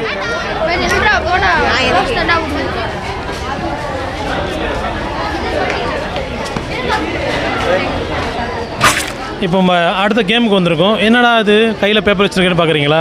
இது வந்து கொஸ்டின் பேப்பர். நம்ம அங்கேருந்து வரும்பொழுதே, தொடக்கத்தில் இருந்தே நிறைய கொஸ்டினுக்கும் ஆன்சருக்கும் பதில் அங்கேயே இருந்துச்சு. வரும்பொழுதே அவங்க பார்த்துட்டு வந்தாங்கன்னா கண்டிப்பாக இந்த கேள்விக்கு விடையை அவங்களால சொல்ல முடியும். அதனால தான் நீங்கள் பார்த்தீங்கன்னா மேலேருந்து நீங்கள் பார்த்தீங்கன்னா நம்முடைய பைபிள் வேர்சஸ் அங்கங்கே வந்து பேஸ்ட் பண்ணியிருக்கோம். ஸோ இதில் வந்து ஒரு கொஸ்டின் ஆன்சர் வந்து வச்சுருக்கோம். ஸோ இந்த கொஸ்டின் ஆன்சர் வந்து எப்படி ஈஸியாக இருந்துச்சா, இல்லை அட்லீஸ்ட் இது பிரோஜனமாக இருக்கா, எங்களுக்கு உதவியாக இருக்கும் அப்படின்ட்டு நம்ம கேள்வி கேட்போம். அவங்க என்ன சொல்கிறாங்கன்னு பார்ப்போம். அக்கா சொல்லுங்கள். இந்த கேள்வியெல்லாம் ஈஸியாக இருக்கா? முதல்ல என்ன கொஸ்டின் தெரியுதா? இந்த கொஸ்டினை வந்து நீங்கள் வர வழியில் என்ன பார்த்தீங்களா? ஆமாம், படிச்சுட்டு தான் வந்தேன். ஆனால் இங்கே எழுதும் போது கொஞ்சம் டஃப்பாக தான் இருந்தது. 10 கொஸ்டினில் ஒரு 5 கொஸ்டின் எழுதியிருக்கேன். ஆனால் ட்ரை பண்ணியிருக்கேன். ஸோ நம்மளுடைய முயற்சி வந்து தான் அட்லீஸ்ட் அவங்க ட்ரை பண்ணணும். அட்லீஸ்ட் வரும்பொழுது எல்லாத்தையும் பார்க்கணும். அதுக்கு தான் நம்மளை ட்ரை பண்ணியிருக்கோம். ஸோ தேங்க்யூ ஸோ மச் அக்கா. கண்டிப்பாக உங்களுக்கு தெரியும். இப்போ யோசிச்சு பாருங்கள், வீட்டில் யோசிச்சு அப்போ நம்ம என்ன பண்ணணும், பைபிள் நம்ம நிறைய படிக்கணும். பைபிள் நல்லா படிங்க, கடவுள் தெரிஞ்சுக்கோங்க. நிறைய விஷயங்கள் வந்து கற்றுக்க முடிஞ்சுது. ஏன்னா மொழிபெயர்ப்பை பற்றிலாம் எங்களுக்கு தெரியாது. அந்த விஷயங்கள்லாம் நிறைய இருந்தது. ஏனோ தானோ பார்த்தா நம்மளுக்கு புரியாது. அது வந்து நுணுக்கமாக நம்ம பார்த்துட்டு வரும்போது மட்டும்தான் இதுக்கு ஆன்சர் எழுத முடியும். அக்கா கரெக்டாக சொன்னாங்க. நம்ம வந்து நிறைய மொழியிலேருந்து வந்திருக்கு. ஹீப்ரூலேருந்து வந்திருக்கு, க்ரீக்லேருந்து வந்திருக்கு, அரேமிய மொழியிலேருந்து வந்திருக்கு. இப்போ நம்ம தமிழ் மொழியில் எத்தனை மொழியார்க்கம் செஞ்சுருக்காங்க அப்படின்னு நம்ம காட்டியிருக்கோம். பசங்க சூப்பராக எக்ஸ்பிளைன் பண்ணியிருக்காங்க எல்லாத்துமே. அது மட்டும் அந்த கேமும் பயங்கரமாக இருக்குது. ஸோ தேங்க்யூ அக்கா, உங்கள் எல்லாருக்குமே தேங்க்யூ. பாய். அடுத்த கேம் போவோம். ஸோ அடுத்ததாக கேம் கிடையாது. இங்கே வந்தவங்களுக்கு வந்து சும்மா போகக்கூடாது இல்லையா? கண்டிப்பாக கடவுளுடைய வார்த்தை உயிர் உள்ளது, ஆற்றல் உள்ளது நம்ம படிச்சிருக்கோம். இந்த இறை வார்த்தையை வந்து நம்மளை செலக்ட் பண்ணி நம்ம கடவுளை வந்து ஒரு இறைவார்த்தை கொடுக்குறாரு அப்படின்ட்டு வந்து நம்ம இங்கே வச்சுருக்காங்க. இது என்னென்னு நம்ம இவங்கள்ட்ட கேட்போம். இந்த வருஷம் அவங்களுக்கு என்ன வேணும்னு அவங்க நினைக்கிறாங்களோ அது சம்மந்தப்பட்ட வசனம் அதில் இருக்கும். அவங்க எடுத்து படித்து அவங்களே அதை வசனத்தை வச்சுக்கலாம். ஸோ நீங்களும் சொல்லுங்கள், இதை பற்றி எதனா கொஞ்சம் சொல்லுங்கள். நான் இப்போ தான் எடுக்க வந்திருக்கேன். ஓ ஓகே, எடுக்க வந்திருக்காங்க. சரி, எடுக்க வந்திருக்கீங்களே, ஏன் எடுக்க வந்தீங்க? அட்லீஸ்ட் எதனா உங்கள் கடவுள் வந்து நல்ல விஷயம் சொல்லுவார் அப்படி எடுக்க வந்தீங்களா? ஆமாம், கண்டிப்பாக கடவுள் இது மூலயமா நம்மளுக்கு ஒரு விஷயம் சொல்ல வராங்க கடவுள். அதுக்காக நான் இப்போ எடுக்க வந்திருக்கேன். ஸோ இந்த கடவுளுடைய வார்த்தை நம்ம எடுத்த உடனே, அதை படித்த உடனே, நல்ல ஒரு இறைவார்த்தை கிடைச்ச உடனே நமக்கு வந்து கண்டிப்பாக கடவுள் எனக்கு தான் சொல்கிறாரு, கண்டிப்பாக நான் இதை பண்ணணும் அப்படின்ட்டு அவங்க அந்த முன்னேற்றத்தை எடுப்பாங்க. ஸோ அதுக்காக தான் நம்ம இதெல்லாம் ரெடி பண்ணியிருக்கோம். ஸோ இந்த ஓவரால் பைபிள் எக்ஸிபிஷன் வந்து வேறு லெவலில் இருக்குது. அதை பற்றி கொஞ்சம் கேட்போம். எப்படி இருந்துச்சு அப்படின்னு கேட்போமா? எப்படி இருந்துச்சு பைபிள்? எனக்கு ரொம்ப சந்தோஷமாக இருந்துச்சு. ஒருத்தவங்களும் இவ்வளோ பண்ணியிருக்காங்க. நான் வந்து சண்டே கிளாஸ் எல்லாம் முடிச்சுட்டு கொஞ்சம் ஓரளவு பெரிய ஆளாயிட்டேன். அவங்களாம் நானும் அந்த வயசில் இருக்கும்போது கொஞ்சம் கொஞ்சமாக பண்ணோம். இப்போ பார்த்தீங்கன்னா பெரிய எக்ஸிபிஷன். எனக்கு ரொம்ப ஆச்சரியமாக இருக்குது. இந்த வயசுலேயே பசங்க இவ்வளோ பண்ணுறாங்களே, நம்மளும் இதில் கலந்துக்கணும்னு ஆசையாக இருக்குது. ஆனால் சண்டே கிளாஸில் நான் கலந்துக்க முடியாது, டீச்சர்ஸில் இருக்கேன் நான். அதனால் பசங்களுக்கு இன்னும் அதிகமாக எக்ஸ்ட்ரா சொல்லி கொடுத்துட்ருக்கோம். ஸோ கடைசியாக சொல்லணுன்னா அந்த பைபிளுடைய பரிணாமங்கள் தான் நம்முடைய பைபிளுடைய பேர் வந்து, இந்த எக்ஸிபிஷன் பேர் வந்து விவிலிய பரிணாமங்கள். ஸோ பைபிள் வந்து எப்படி உருவாச்சு, திருவள்ளுவர் எப்படி உருவாச்சு அப்படி தான் நம்ம பண்ணியிருக்கோம். இதுக்காக உதவி செஞ்ச எல்லாருக்குமே நன்றி சொல்லணும். ஸோ இந்த பைபிளுடைய எக்ஸிபிஷன் முக்கியமான காரணம் விவிலியம் என்றால் என்ன, அது யார் உருவாக்குனாங்க, எப்படி உருவாக்குனாங்க அப்படின்னு தான் நம்ம பண்ணியிருக்கோம். விவிலியம் என்றால் என்ன அப்படின்னு கேள்வி கேட்டால் நீங்கள் என்ன சொல்லுவீங்க? யார் எழுதுனாங்க அப்படின்னு கேட்டால் என்ன சொல்லுவீங்க? விவிலியம் தூயாவியால் எழுதப்பட்டது, தூயாவியோடைய துணை கொண்டு நம்ம மனிதர்களால் எழுதப்பட்டது. இதை தான் திருவிவிலியை தான் நம்ம சொல்கிறோம். ஸோ இந்த நாளில் இந்த எக்ஸிபிஷன் வந்து சூப்பராக முடிஞ்சிருக்கு. இதுக்காக உதவி செஞ்ச எல்லாருக்குமே நன்றி சொல்லணும். குறிப்பாக நம்முடைய டீச்சர்ஸ் அவங்க நிறைய ஒர்க் பண்ணியிருக்காங்க. அதுலேயும் குறிப்பாக இன்னும் சொல்லணுன்னா நம்முடைய பங்கு தந்தை ஆண்ட்ரூ டொமினிக், உதவி பங்கு தந்தை, அவங்களுக்கும் நம்ம இந்த நேரத்தில் நன்றி சொல்லிக்கலாம். கடைசியாக நம்முடைய மக்களும் கடைசியாக அவங்களோட கேட்டு நம்ம நிறைவு பண்ணலாம். வணக்கம். இந்த விவிலிய கண்காட்சி வந்து மதுராவையல் புனித அந்தோனியார் ஆலயத்தில் வந்து நடைபெற்றது. கிட்டத்தட்ட ஒரு நூற்றுக்கணக்கான மக்கள் பார்த்தாங்க. இந்த பைபிள் வந்து எப்போ தொடங்கினாங்க, எப்படி முடிஞ்சு, எப்படி வந்து ஆரம்பித்து எந்தெந்த பண்ணாங்க, எப்படியெல்லாம் வந்து ஸ்டாப் ஆகி மறுபடியும் எப்படி கண்டினியூவாக எழுதுனாங்கன்றதெல்லாம் வந்து கண்கூடாகவே வந்து காட்சி பார்த்த மாதிரி இருக்குது. ஏன்னா ஃபாதருக்கு வந்து மறைவுரை நடத்துவாங்க, கேட்போம். ஆனால் அது இயல்பாகவே அப்படியே தத்துரமாகவே உண்மையிலே வந்து மகிழ்ச்சி தருது. நம்ம வந்து கிறிஸ்தவர்களாக இருந்தால் கத்தோலிக் கிறிஸ்தவம் வந்து என்னென்னு தெரிஞ்சுக்கிறதுக்காக நல்ல ஒரு எடுத்துக்காட்டு அருமையாக இருந்தது. ரொம்ப மகிழ்ச்சியாக இருந்தது. சிறு பிள்ளைகள் அழகாக வந்து அதை வந்து எடுத்து சொல்கிறது, அந்த இதெல்லாம் பண்ணது ரொம்ப அருமையாக இருந்துச்சு. ரொம்ப நன்றி. 21 செப்டம்பர் இன்று வந்து நம்முடைய மதுரவாயில் பங்கில் திருவிவிலிய கண்காட்சி மிக சிறப்பாக சிஸ்டமேட்டிக்காக எல்லாமே இருந்தது. இதோடைய மூல காரணமாக இருந்தது. ஃபஸ்ட்டு கடவுளுக்கு நன்றி சொல்கிறேன். ஏன்னா அவருடைய தூண்டுதனால இப்படி ஒரு டாபிக் எடுத்திருக்காங்க. இந்த டாப்பிக்கே ரொம்ப சிறப்பான ஒரு டாப்பிக்கு. இதை போல் ஒரு டாபிக் நாங்கள் பார்த்ததில்ல. திருவிவிலியம் யாரால் உருவாக்கப்பட்டது, எப்படி உருவாக்கப்பட்டது, எப்படி எழுதுனாங்க, அதுக்கு இப்போ டிஜிட்டல் வேர்ல்டு வரைக்கும் எப்படி மறுபடியும் மாற்றிருக்காங்க பார்த்தீங்களா, அதனால் அது வரைக்கும் சூப்பராக இருந்தது. இதை வந்து டீச்சர்ஸோட முழு பங்கேற்பு இருக்குது. ஸ்டூடெண்ட்ஸ் ரெண்டுமே நல்லா ஒத்துழைத்து பங்கு தந்தை, உதவி பங்கு தந்தை, திருத்தொண்டர்கள், பிரதர்ஸ் அவங்களோட எல்லாமே சேர்ந்து மிகச்சிறப்பாக நம்ம பங்கில் இந்த கண்காட்சி நடைபெற்று கொண்டிருந்தது. இது வந்து எனக்கே ஆச்சரியமாக இருந்தது. நாங்கள் நிறைய இடத்துல பண்ணியிருக்கோம். நான் சிஸ்டர் வந்து 19 வருஷம் ஆகுது. பட் இந்த வருஷத்துக்குள்ள பல இடத்துல நாங்கள் இந்த விவிலிய சண்டே கொண்டாடி இருக்கிறோம். ஆனால் இந்த மாதிரி ஒரு சிறப்பான இது எங்கேயுமே நான் பார்க்கல. ஏதோ ஒரு டாபிக் தான் இருக்கும். ஆனால் இது வந்துட்டு ரொம்ப வித்தியாசமாக இந்த 2025 ரொம்ப வித்தியாசமாக சிறப்பாக இந்த விவிலியத்தை பற்றி எல்லாருமே அவருடைய உழைப்பை வந்து அதிகமாக வெளிப்படுத்தி நல்லா சிறப்பாக செஞ்சுருக்காங்க. அதனால் மக்களும் வந்து எல்லாருமே நான் பார்த்த வரைக்கும் இறை மக்கள், மதுரவாயில் உள்ள இறை மக்கள் ரொம்ப பக்தியாக இருப்பாங்க. அவங்களும் வந்துட்டு இப்படி ஒரு நல்ல ஒரு கான்செப்ட் கொண்டு வந்திருக்கீங்கன்ட்டு மக்களுடைய என்கரேஜ்மெண்ட்டு மிக மிக எங்களுக்கு ஒரு ஊக்கமுள்ளதாக இருந்துச்சு ஆசிரியர்களுக்கு. நன்றி, வணக்கம், தேங்க்யூ. நாங்கள் எங்கள் திருவிவிலிய ஞாயிறு கொண்டாடிட்டு இருக்கோம். தலைப்பு வந்து திருவிவிலிய பரிணாமம். இது எங்கள் பங்கு தந்தையோடைய பரிந்துரையினாலும் நாங்கள் இதை சிறப்பாக நடத்திட்டுருக்கோம். இதுக்கு முழுமையாக ஒத்துழைப்பு வந்து எங்கள் அருட் சகோதரர் ஆண்டனி சத்யா அவர்கள், அவருடைய கைடன்ஸில் நாங்கள் வந்து இன்றைக்கி ஃபுல்லாக இதை முடித்து நல்லபடியாக நடத்தியிருக்கோம். பார்த்தவங்க எல்லாமே ரொம்ப நல்லா இருக்குன்னு சொல்லியிருக்காங்க. இதில் எங்களுக்கு என்ன ரொம்ப சந்தோஷமாக இருக்குது அப்படின்னா, இன்றைக்குள்ள சமுதாயத்தில் வந்து அவங்களுக்கு வந்து இது ஒரு வாய்ப்பு கிடச்சிருக்கு. இதை திருவிவிலியத்தை பற்றி அறிஞ்சு கொள்றதுக்காக. இப்போ சின்ன பிள்ளைங்கள்லாம் பார்த்திங்கன்னா இப்போ எல்லாம் மொபைல் ஃபோனு, டிவி, அந்த கேம்ஸுன்னு போயிட்டுருக்க நேரத்தில் அதை வச்சு இப்போ நாங்கள் இதில் ஒரு டிஜிட்டல் ஸ்டால் கூட ஒன்று போட்டிருந்தோம். டிஜிட்டல் ஆப் வழியாக குழந்தைங்க கற்றுக்கிறதுக்கு உண்டான விஷயங்கள் கண்டிப்பாக வந்து இதை பார்க்குறவங்க எல்லாருக்கும் ஏதாவது ஒரு சில விஷயங்கள் அவங்க மனசில் பதிஞ்சிருக்கோம் அப்படின்னு நாங்கள் முழுசாக நம்புகிறோம். அதை பார்த்தவங்களும் எங்களுக்கு ஒரு நல்ல ஃபீட்பேக் கொடுத்துருக்காங்க. இந்த மாதிரி இது வரைக்கும் நாங்கள் எங்கேயுமே பார்த்ததில்லை, ஒரு புது விஷயத்தை நீங்கள் எங்களுக்கு சொல்லிக் கொடுத்துருக்கீங்க அப்படின்னு சொல்லிட்டு இது எங்களுக்கு ரொம்ப சந்தோஷமாக இருக்குது. நாங்கள் டீச்சர்ஸ், ஸ்டூடெண்ட்ஸ் எல்லாருமே வந்து ரொம்ப ஹாப்பியாக இருக்கோம். ஸோ இதை வந்து எங்களுக்கு நல்லபடியாக நடத்தி தரதுக்கு ஒத்துழைச்ச எங்கள் பங்கு தந்தைக்கும் உதவி பங்கு தந்தைக்கும் நான் தேங்க்ஸ் சொல்லிக்கிறேன். முக்கியமாக எங்களுடைய அருட் சகோதரர் ஆண்டனி சத்யா அவர்களுக்கும் நான் நன்றி சொல்கிறேன். அப்புறம் கடைசியாக எங்களை டீச்சர்ஸ் அண்ட் ஸ்டூடெண்ட்ஸ் அவங்க எல்லாருக்குமே வந்து நான் ரொம்ப தேங்க் பண்ணுறேன். ஸோ ரொம்ப சந்தோஷமாக இருக்குது. இந்த நாள் சிறப்பாக போச்சு. கேம்ஸும் ரொம்ப ஆடம்பரமாக பயங்கரமாக போயிட்டுருக்கு. ஸோ எப்படி சொல்கிறதே தெரியல அந்த சந்தோஷத்தை. தேங்க்யூ. மரியே வாழ்க. புனித அந்தோனியார் ஆலயத்தின் விவிலிய கண்காட்சி 2025 சூப்பரா ரெடி ஆயிட்டு இருக்கீங்க. ஃபென்டாஸ்டிக்கா இருக்குது. ஃபாதர் ஆண்ட்ரூ டொமினிக் அவருடைய தலைமையிலும் ஃபாதர் டேவிட் அவருடைய தலைமையிலும் இந்த கண்காட்சி மெகா கண்காட்சியா இருக்க போகுது. கண்டிப்பா பாத்தீங்க அப்படி ஒரு, ஏன்னா இங்க ப்ரிப்பரேஷன் எல்லாம் அப்படி வேற மாதிரி இருக்கு, வேற மாதிரி ஒரு ப்ரிப்பரேஷனோட இருக்குது. கண்டிப்பா வந்து இந்த கண்காட்சி உங்களுக்கு ரொம்ப ரொம்ப பிடிக்கும்.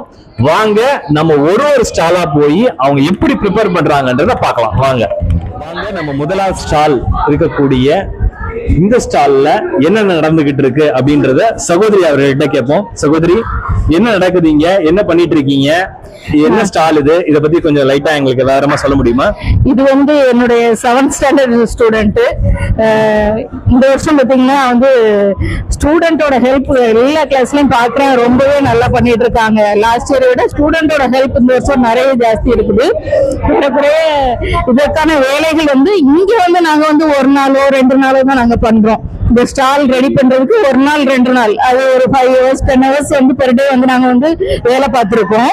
ஆனா வீட்டுல இந்த மாதிரி ஒர்க்குகள் பண்றது, இப்ப இங்க ரெடி பண்ணிருக்க எல்லாமே பாத்தீங்கன்னா வீட்டுல வந்து ஏறக்குறைய ஒரு வாரம் வேலைகள் கொடுத்துருக்கோம், பிள்ளைங்களுக்கும் கொடுத்துருக்கோம், நாங்களும் டீச்சர்ஸும் பண்ணியிருக்கிறோம். ஒரு கிளாஸுக்கு ஒரு டீச்சர்ஸ் 2 டீச்சர்ஸ் இல்ல ஒரு வாலண்டியர்ஸ் அப்படிதான் இருப்பாங்க. அப்படி 3 பேர் 2 பேர் சேர்ந்து ஸ்டூடெண்ட் வச்சுதான் இவ்வளவு வேலைகளும் ஒரு வாரம் எப்பெல்லாம் டைம் கிடைக்குதோ செய்து எடுத்துட்டு இங்க வந்து பிக்ஸ் பண்றதுக்கு எங்களுக்கு ஒரு 2 நாள் ஆகும். அட்லீஸ்ட் வந்து ஒரு 20 மணி நேரமாவது 15 மணி நேரம் நாங்க வேலை பார்க்க வேண்டியது இருக்கும். அவ்வளவு எஃபர்ட் போட்டு பண்ணியிருக்கோம். ஓகே, இப்போ இது என்ன ஸ்டாண்டர்ட், என்ன பண்றீங்க, என்ன பைபிளுக்கு என்ன ரெடி பண்ணிருக்கீங்க, மக்களோட பகிர்ந்துக்கோங்க. குட் ஈவினிங்னா, நாங்கள் வந்து 8th ஸ்டாண்டர்ட். நாங்கள் வந்து பைபிள் வந்து ஃபஸ்ட்டு லத்தீன் மொழியில் உருவான கதையை வந்து நாங்கள் ப்ரேசன்ட் பண்ணியிருக்கோம். இது எல்லாருமே ஒர்க்கில் இருக்கிறனால கொஞ்சம் அப்படி இப்படின்னு வேலை போயிட்டு இருக்கு. ஆனால் நான் கொஞ்சம் ஃப்ரீயாக இருக்கிறனால நான் அப்பப்போ வந்து முடிச்சனால கொஞ்சம் முடிச்சிச்சேன். பசங்க எல்லாமே வந்து ஹெல்ப் பண்ணுறாங்க. இன்னைக்கு தான் அடுத்த ஒரு ஸ்டால் வந்திருக்கோம். என்ன பண்றாங்கன்னு எனக்கு தெரியல. நிஜமா சொல்ல போனா இந்த தனி ஒருவன் படத்துல ஜெயம் ரவி வந்து ஒரு பிளாக் ரூம் வச்சிருப்பான். ஃபுல்லாவே அங்க வந்து போஸ்டர்ஸா நியூஸ் பேப்பர்ஸா இருக்கும். அதே மாதிரி இருக்குது. கேட்போம் இவர்கிட்ட இவங்க ஸ்டால்ல என்ன பண்றாங்கன்னு சொல்லி. உங்க ஸ்டால் என்ன பண்றீங்க, என்ன ஸ்டாண்டர்டு, என்ன பண்றாங்க இங்க? ஸோ எங்களோட ஸ்டாண்டர்ட் வந்து 10th ஸ்டாண்டர்ட் கேர்ள்ஸ் பண்றாங்க. இதோ எங்க டீம் ஜெஸ்பிதா, மினோலிதா, சமந்தா இன்னும் 2 பேர் ஹெல்ப் பண்ணிட்டு இருந்தாங்க. பக்கத்து ஸ்டால்ல இருந்து வந்து ஹெல்ப் பண்ணிட்டு இருந்தாங்க. ஸோ ஆக்சுவலா இந்த வருஷம் நீங்க ஆல்ரெடி எல்லாம் கவர் பண்ணிருப்பீங்க பைபிள், அதான் நாங்க பண்ண போறோம். ஆனா இன்னும் கொஞ்சம் வித்தியாசமா பண்ண போறோம். நீங்க நல்லா பாத்திருப்பீங்க, நிறைய கேள்விகள், நிறைய இயர்ஸ் அதெல்லாம் திருப்பி ரிப்பீட்டடா இருக்கும். அதுக்குள்ள ஒரு காரணம் இருக்கு. அந்த காரணத்தை தெரிஞ்சுக்கிறதுக்காக நாளைக்கு காலையில 8 மணிக்கு எல்லாரும் எங்க ஸ்டாலை பார்க்குவாங்க, அதே மாதிரி மற்ற ஸ்டாலையும் பார்க்குவாங்கன்ற அன்போடு. நம்ம டோரா போகா அந்த குகைகளுக்கு நடுவுல வந்த மாதிரியான ஒரு ஃபீல் இருக்கு. நிஜமாவே அடுத்த ஒரு ஸ்டாண்டர்ட் இவங்க பயங்கரமா ஒண்ணு ரெடி பண்ணிருக்காங்க. கிட்டத்தட்ட ஒரு வார காலமா ரெடி பண்ணிருப்பாங்கன்னு நான் நினைக்கிறேன். அவங்க கிட்ட கேட்போம், அவங்க இதை எப்படி ரெடி பண்ணாங்க, இதுக்கு என்னென்ன எஃபர்ட்ஸ் போட்டிருக்காங்க அப்படின்றத அந்த ஸ்டாண்டர்ட்ல இருக்கக்கூடிய இன்சார்ஜ் கிட்ட அவங்க கிட்ட கேட்போம். சொல்லுங்க, என்ன ஸ்டாண்டர்ட், என்ன பண்றீங்க, உங்களோட கண்டென்ட் வேண்டாம் எங்களுக்கு, பட் என்ன பண்ணிட்டு இருக்கீங்க அப்படின்றத கொஞ்சம் மக்களுக்கு. நாங்க 4th ஸ்டாண்டர்ட் எல்லாரும் சேர்ந்து பண்ணியிருக்கோம். பசங்க வந்து ஆக்சுவலா ரொம்ப ஹெல்ப்ஃபுல்லா இருந்தாங்க. இன்னொன்னு என்ன அப்படின்னா, இது பண்றதுக்கு ஆக்சுவலா 1 வீக் ஆச்சு. ஸோ எங்களோட கான்செப்ட் என்னன்னா, எவ்வளவு பழமையான கடவுளோட வார்த்தைகள் வந்து எந்த அளவுக்கு பழமையான மக்கள் வந்து எழுதியிருக்காங்க அப்படின்றது, அது வந்து ஒரு வரலாற்றுல வந்து எந்த அளவுக்கு ஒரு பெரிய மாற்றத்தை ஏற்படுத்திச்சு அப்படின்றது நமக்கு நிறைய பேருக்கு தெரியாது. அந்த நம்ம வந்து பைபிள் படிக்கிறதோட சரி, அதோட வரலாறு வந்து எப்படி இருந்துச்சுன்னு நமக்கு தெரியாது. அது ரொம்ப இன்ட்ரெஸ்டிங்கா இருக்கும். அதுல ஒரு கான்செப்ட் தான் நாங்க பண்ணிருக்கோம். இது கண்டிப்பா உங்களுக்கு இன்ட்ரெஸ்டிங்கா இருக்கும். நம்ம அடுத்த ஸ்டாலுக்கு வந்தாச்சு. ஆனா இந்த ஸ்டாலை பார்க்கும் போது எனக்கு பயங்கரமா இருக்கு. ஏன்னா வந்து இங்க மொபைல் போன், ஆண்டவர் செல்ஃபி எடுத்துட்டு இருக்காரு, இந்த மாதிரி பல விஷயங்கள் இருக்கு. ஓகே, இந்த இன்சார்ஜ் கிட்ட இவங்க என்ன ரெடி பண்றாங்க, இவங்க என்ன ஸ்டாண்டர்ட் இதுன்றத பத்தி கேட்போம். உங்க கண்டென்ட் சொல்ல வேண்டாம், பட் ஆனா நீங்க என்ன ஸ்டாண்டர்ட், உங்ககிட்ட இருந்து என்ன எதிர்பார்க்கலாம்? ஓகே, செகண்ட் சார் ஆக்சுவலி எங்ககிட்ட என்ன எதிர்பார்க்கலாம்னா, நீங்க பார்க்காததை பார்க்கலான்ற மாதிரி சொல்லலாம். ஏன்னா டாபிக் வந்து பாத்தீங்கன்னா டிஃப்ரெண்டா இருக்கும். I think so. நம்ம வந்து பைபிளை வந்து எங்கெங்கயோ பார்த்துருப்போம். ஸோ ஃபியூச்சர் எப்படி பார்க்கலாம் அப்படின்றத நாங்க ஷோ பண்ண போறோம். ஸோ இது என்ன ஸ்டாண்டர்டு, பசங்க என்ன எஃபர்ட்ஸ் போட்டுட்டு இருக்காங்க, பிளஸ் எவ்வளவு நாள் ஆச்சு இதை ரெடி பண்றதுக்கு? 9th ஸ்டாண்டர்டுக்கு தான் நான் தான் இன்சார்ஜராக இருக்கேன். பசங்களை வந்து ஒரு 1 வீக் முன்னாடி நாங்கள் என்னென்ன பிளான் பண்ணலாம், எப்படி எப்படி செய்யலாம் அப்படிங்கிறத பிளான் பண்ணியிருந்தோம். ஸோ வாட்ஸ்அப் மூலமாகவே, ஏன்னா பசங்க 9th ஸ்டாண்டர்டுக்கும் போது எக்ஸாம் டைம். ஸோ எல்லாம் எவ்ரிடே ஒவ்வொரு நாளும் அப்டேட் பண்ணிகிட்டே இருந்தாங்க என்னென்ன ஒர்க் பண்ணலாம் அப்படின்னு சொல்லிட்டு. எல்லாமே வீட்டில் வச்சு செஞ்சுட்டு ஆன் த ஸ்பாட்ல வந்து எல்லாமே ஃபிட் பண்ணிட்டு இருக்கோம். ஒரு 2 டேஸ்லயே முடிச்சிடலாம் அப்படிங்கிற பிளான் இருக்கு. பட் ஆனா 2 நாள் அப்படின்னு நீங்க சொல்றீங்க. ஆனா 2 நாள்ல 2 நாள் இருக்காதுல்ல, அதுக்கு பின்னாடி ஒரு பெரிய உழைப்பு இருக்கும்ல. கண்டிப்பா, அதான் ஒவ்வொரு நாளும் அப்டேட் பண்ணிட்டே இருக்காங்க. என்னென்ன செய்யணும் அப்படிங்கறத நான் வாட்ஸ்அப்ல பண்ணிட்டு இருக்கேன், அவங்க அதுக்கு ஆன்சர் பண்ணிட்டே இருக்காங்க. ஸோ மொத்தமா இன்னைக்கு வந்து ஃபிட் பண்ணிட்டு இருக்கோம். அடுத்த ஸ்டாலுக்கு நம்ம வந்திருக்கோம். நிறைய புக்ஸ் அந்த மாதிரி எல்லாம் நிறைய தொங்க விட்டுருக்காங்க. ஏதோ கிட்டத்தட்ட ஒரு லேப் மாதிரி இருக்கு. எடிசன், நம்ம தாமஸ் ஆல்வா எடிசன் அந்த மாதிரி ஒரு லேபோட செட்டப் மாதிரி இருக்கு. தெரியல என்னன்றத கண்டென்ட் நம்ம அவங்க இன்சார்ஜ் கிட்ட நம்ம கேட்போம். ஓகே, இது என்ன ஸ்டாண்டர்ட், என்ன பண்ணிட்டு இருக்கீங்க, அதை பத்தி கொஞ்சம் மக்களுக்கு சொல்லுங்க. ஸோ இது வந்து 3rd ஸ்டாண்டர்டோட ஸ்டாலு. நாங்க பண்ற டாபிக் வந்து Gutenberg printing press. So and then வந்து இதுல என் கூட வந்து யோவான் இருக்காங்க. ஸோ யோவானோட சப்போர்ட்ல நாங்கள் வந்து இதை லாஸ்ட் ஒரு 3-4 டேஸ் கிட்ட பண்றோம். இது ஒரு நாளும் ஒன்னொன்னா ஆட் ஆன் பண்ணிட்டு இருக்கோம். ஸோ ஃபர்ஸ்ட் வந்து பிரிண்டிங், அது அதுக்குன்னு என்னென்ன எலிமெண்ட்ஸ் இருக்கோ, மெயின் எலிமெண்ட்ஸ் அது எல்லாமே ஆட் பண்ணியிருக்கோம். ஸோ எப்பவுமே இருக்கிற கன்வென்ஷனலாக எல்லாமே இந்த வாட்டி புதுசாக ட்ரை பண்ணியிருக்கோம். ஸோ அதனால என்னென்னலாம் டிஃப்ரெண்ட்டாக தோ வந்து பேப்பர்ஸ் சம்மந்தப்பட்டதுனாலும் அது எப்படி வேற மாதிரி டிஸ்பிளே பண்ணலாம், எப்படி வந்து இன்னும் இன்ட்ரெஸ்டிங்காக கொண்டு போகலாம், அவங்க எப்படி இன்னும் அட்டென்ஷன் சீக் பண்ணலாம், இந்த மாதிரி நிறைய எலிமெண்ட்ஸ் ஆட் பண்ணியிருக்கோம். ஸோ அது மக்களுக்கு பிடிக்கும்னு நம்புகிறோம். ஓகே, அடுத்த ஸ்டால் வந்தாச்சு. இந்த ரொம்ப பிரைட்டா, ரொம்ப ஒரு ட்ரெடிஷனலா இருக்கக்கூடிய ஒரு ஸ்டாலா இருக்குது. கிட்டத்தட்ட ஒரு அரபிக் டென்ட் மாதிரி இருக்குது இந்த ஸ்டாலு. இது என்ன ஸ்டாண்டர்ட், என்ன இதை பத்தின்றத நம்மளோட இன்சார்ஜ் கிட்ட கேட்போம். சொல்லுங்க, இது என்ன ஸ்டாண்டர்ட், என்ன மக்கள் உங்ககிட்ட இருந்து எதிர்பார்க்கலாம்? இது வந்து 5th ஸ்டாண்டர்டோடது. இதுல என்னன்னா தெரியாததை தெரிஞ்சுக்கலாம். அதாவது ஃபர்ஸ்ட் ஏசப்பாவை என்ன இது எடுத்தாங்க அப்படின்றதே நமக்கு தெரியாது. அவர் என்ன ஃபர்ஸ்ட் யூஸ் பண்ணாரு அப்படின்றத இதுல தெரிஞ்சுக்கலாம். அது மாதிரி அவர் என்ன சொன்னாரு, அது மூலமா என்ன அவர் மக்களுக்கு சொன்னாரு அப்படின்றத இதுல தெரிஞ்சு. அடுத்த ஒரு ஸ்டாலுக்கு வந்திருக்கோம். இது கொஞ்சம் முக்கியமான ஸ்டால்னு கூட சொல்லலாம். நீங்க இந்த பைபிள் எக்ஸிபிஷனுக்காக ஒரு ப்ரோமோ ஒன்று பார்த்துருப்பீங்க. அந்த ப்ரோமோ ரெடி பண்ணவரே தான் என் பக்கத்துல நின்றுட்டு இருக்கிறாரு. அவர்கிட்ட பேசுவோம். அவர் இந்த ஸ்டால் என்ன ஸ்டால், என்ன ஸ்டாண்டர்ட், என்ன பண்றாங்க, என்ன கண்டென்ட் அப்படின்றத அவங்க கிட்ட நம்ம கேட்போம். சொல்லுங்க பிரதர், இது என்ன ஸ்டாண்டர்ட்? இது 6th ஸ்டாண்டர்ட் இது. ஓகே. ஸோ இதோட தீம் பார்த்தீங்கன்னா செப்துவாஜிந்த். அதாவது பைபிள் வந்து முதல்ல மொழிபெயர்க்கப்பட்டது வந்து இந்த செப்துவாஜிந்த் அப்படிங்கிற ஒரு நடைமுறையில தான். சரிங்களா? ஸோ அது எந்த மொழியிலேருந்து எந்த மொழிக்கு மொழிபெயர்த்தாங்க, எத்தனை பேர் சேர்ந்து அதை மொழிபெயர்த்தாங்க அப்படிங்கிறது எல்லாமே உங்களுக்கு நாளைக்கு டீட்டெயிலாக உங்களுக்கு தெரியும். ஸோ மறக்காம எல்லாரும் பைபிள் எக்ஸிபிஷனை விசிட் பண்ணுங்க. ஸோ உங்களுக்கு ரொம்ப உபயோகமா இருக்கும். மக்கள் உங்ககிட்ட இருந்து இந்த ஸ்டால்ல இருந்து பர்டிகுலரா என்ன எதிர்பார்க்கும்? நிறைய லாங்குவேஜஸ் இருக்கு. இப்போ வந்து பாத்தீங்கன்னா மக்கள் வந்து நிறைய லாங்குவேஜஸ் பேசிட்டு இருக்காங்க. உலகம் முழுவதும் பல மொழிகள் இருக்கு. ஸோ அப்படி இருந்தாலுமே கூட முதல்ல பைபிள் தோன்றினது எந்த மொழிங்கிறது எல்லாருக்கும் தெரியும். அதை எந்த லாங்குவேஜ்க்கு மொழிபெயர்த்தாங்க அப்படிங்கிறது யாருக்கும் தெரியாது. ஸோ அதுதான். அடுத்ததா நம்ம கூட இருக்கிறது ஒரு முக்கியமான ஆளு. முக்கியமான ஆளு. ஏன்னா இந்த மொத்தத்துக்குமே இன்சார்ஜ் என் பக்கத்துல நின்றுட்டு இருக்காங்க. அவங்க இந்த ஸ்டால்ஸ் எப்படி ரெடி ஆயிட்டு இருக்கு, ஒருத்தருடைய உழைப்பு என்ன அப்படின்றத நம்மளோட இப்ப பகிர்ந்துப்பாங்க. வணக்கம். சோ என்ன போயிட்டு இருக்கு, எப்படி ஸ்டால்ஸ் எல்லாம் எப்படி போயிட்டு இருக்கு? பைபிள் எக்ஸிபிஷன் ரொம்ப பயங்கரமா போயிட்டு இருக்கு. நாங்க வந்து எதிர்பார்த்ததை விட பயங்கரமா எல்லாரும் ரொம்ப ஹார்ட் ஒர்க் பண்ணிருக்காங்க. ஆக்சுவலா இது நாங்க ஒரு 1 month முன்னாடி, ஒரு 2 months முன்னாடியே நாங்க டீம் எடுத்துட்டோம். அதுல இருந்தே பேக் எண்ட்ல வந்து எல்லாரும் ஒர்க் பண்ண ஆரம்பிச்சு இப்போ லாஸ்ட் வீக் சண்டேல இருந்து அதை இங்க வந்து எக்ஸிக்யூட் பண்ணிட்டு இருக்காங்க. இங்க பார்க்கும்போதே தெரியும், இங்க வந்து எல்கேஜி குழந்தையில இருந்து +2 படிக்கிற பிள்ளைங்க வரைக்கும் எல்லாருமே நல்ல சப்போர்ட். அண்ட் ஈவன் டீச்சர்ஸ் எல்லாம் சொல்லவே வேண்டாம், ஏன்னா எல்லாம் ஒர்க் பண்றவங்க. ஸோ அந்த டைம் முடிச்சுட்டு வந்து நைட் எல்லாம் உட்காந்து ஒர்க் பண்ணி ரொம்ப ஹார்ட் ஒர்க் பண்ணிருக்காங்க. ரொம்ப எஃபர்ட் போட்டிருக்கோம். ஸோ நாங்க எதிர்பார்த்ததை விட நல்லா வந்துட்டு இருக்கு. ஸோ நாளைக்கு இன்னும் செமையா இருக்கும் இந்த ஹால். ஓகே, அடுத்த ஸ்டால் வந்தாச்சு. இது கிட்டத்தட்ட அரபிக் ஸ்டைல்ல ஒரு மாதிரி பயங்கரமா இருக்குது. இந்த இன்சார்ஜ் கிட்ட இந்த ஸ்டால் என்ன, இந்த ஸ்டால் எந்த ஸ்டாண்டர்ட் அப்படின்றத நம்ம இந்த இன்சார்ஜ் கிட்ட கேட்போம். இது என்ன ஸ்டாண்டர்ட் ஒரு ஸ்டால்? இப்போ ஃபர்ஸ்ட் ஸ்டாண்டர்ட். ஓகே, என்ன எவ்வளவு உங்க ரெடினஸ் எப்படி இருக்கு, எந்த அளவுக்கு ரெடி ஆயிருக்கீங்க? ஓகே, ஒரு ஆளுக்கு 100%ல 50% இப்போ நாங்கள் ரெடி பண்ணிட்டோம். ஓகே, 50% வந்து நாளைக்கு காலைல தான் தெரியும். ஓகே, ஸோ ரெடி பண்ணிட்டே இருக்கோம், இன்னும் முடிச்சிடலாம். ஓகே, பிள்ளைங்களோட ஒத்துழைப்பு இந்த ஸ்டால்ல எப்படி இருந்தது? பயங்கரமா நல்லா, எல்லா பேரண்ட்ஸும் வந்து நல்லா அழகா இன்வால்வ் ஆனாங்க.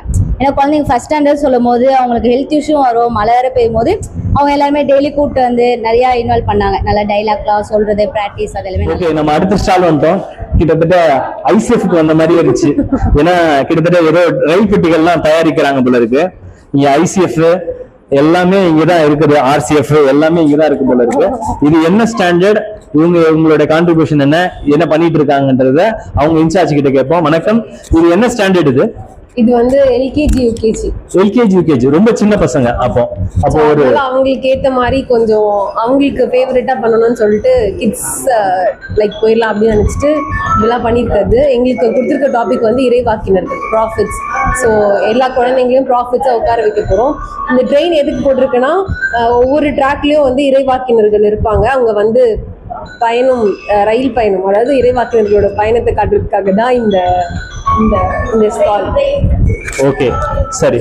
நாளைக்கு மக்கள் உங்ககிட்ட இருந்து என்ன சர்ப்ரைஸ் எலிமெண்ட் எதிர்பார்க்கலாம்? சர்ப்ரைஸ் எலிமெண்ட் பெரிய சர்ப்ரைஸ் Okay. இருக்கு. நாளைக்கு வந்தாதானே தெரியும். ஓகே, நாளைக்கு அப்போ ஒரு பெரிய சர்ப்ரைஸ் இங்க இந்த ஸ்டால்ல இருக்கு. ஓகே, சின்ன பசங்களா இருக்காங்க, அப்போ பெருசா இதுல கான்ட்ரிபியூட் பண்ணிருக்க முடியுமா அப்படின்றது ஒரு மிகப்பெரிய ஒரு கேள்விக்குறியா இருக்கு. அப்போ இதற்கான உழைப்பு உங்களோட உழைப்பு மட்டும் இருந்ததா, இல்ல பிள்ளைங்களோட உழைப்பு பெற்றோரோட உழைப்பு சேர்ந்து இருந்ததா? இல்ல குட்டி பிள்ளைங்க தான், ஆனா வந்துட்டு கண்டிப்பா நான் வந்து பேரண்ட்ஸ் தேங்க் பண்ணியே ஆகணும். பிகாஸ் சின்ன பிள்ளைங்களா இருந்தாலும் கூட்டிட்டு வந்து அவங்களை என்கரேஜ் பண்ணி பார்ட்டிசிபேட் பண்றது. ஆக்சுவலி இங்க இருக்க ஸ்டால்லே என்னோட ஸ்டால்ல தான் வந்து பார்ட்டிசிபேட் கவுண்ட் அதிகம்.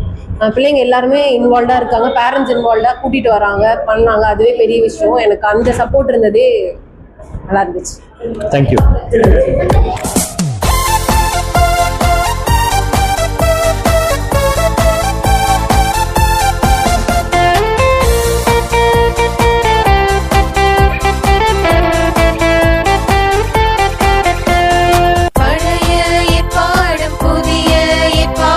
சேர்ந்ததுதான் திருவிவிலியம். பழைய ஏற்பாடும் புதிய ஏற்பாடும் சேர்ந்ததுதான் திருவிவிலியம். பழையது 46, புதியது 27, மொத்தம் 73, மொத்தம் 73. பழைய ஏற்பாடும் புதிய ஏற்பாடும் சேர்ந்ததுதான் திருவிவிலியம்.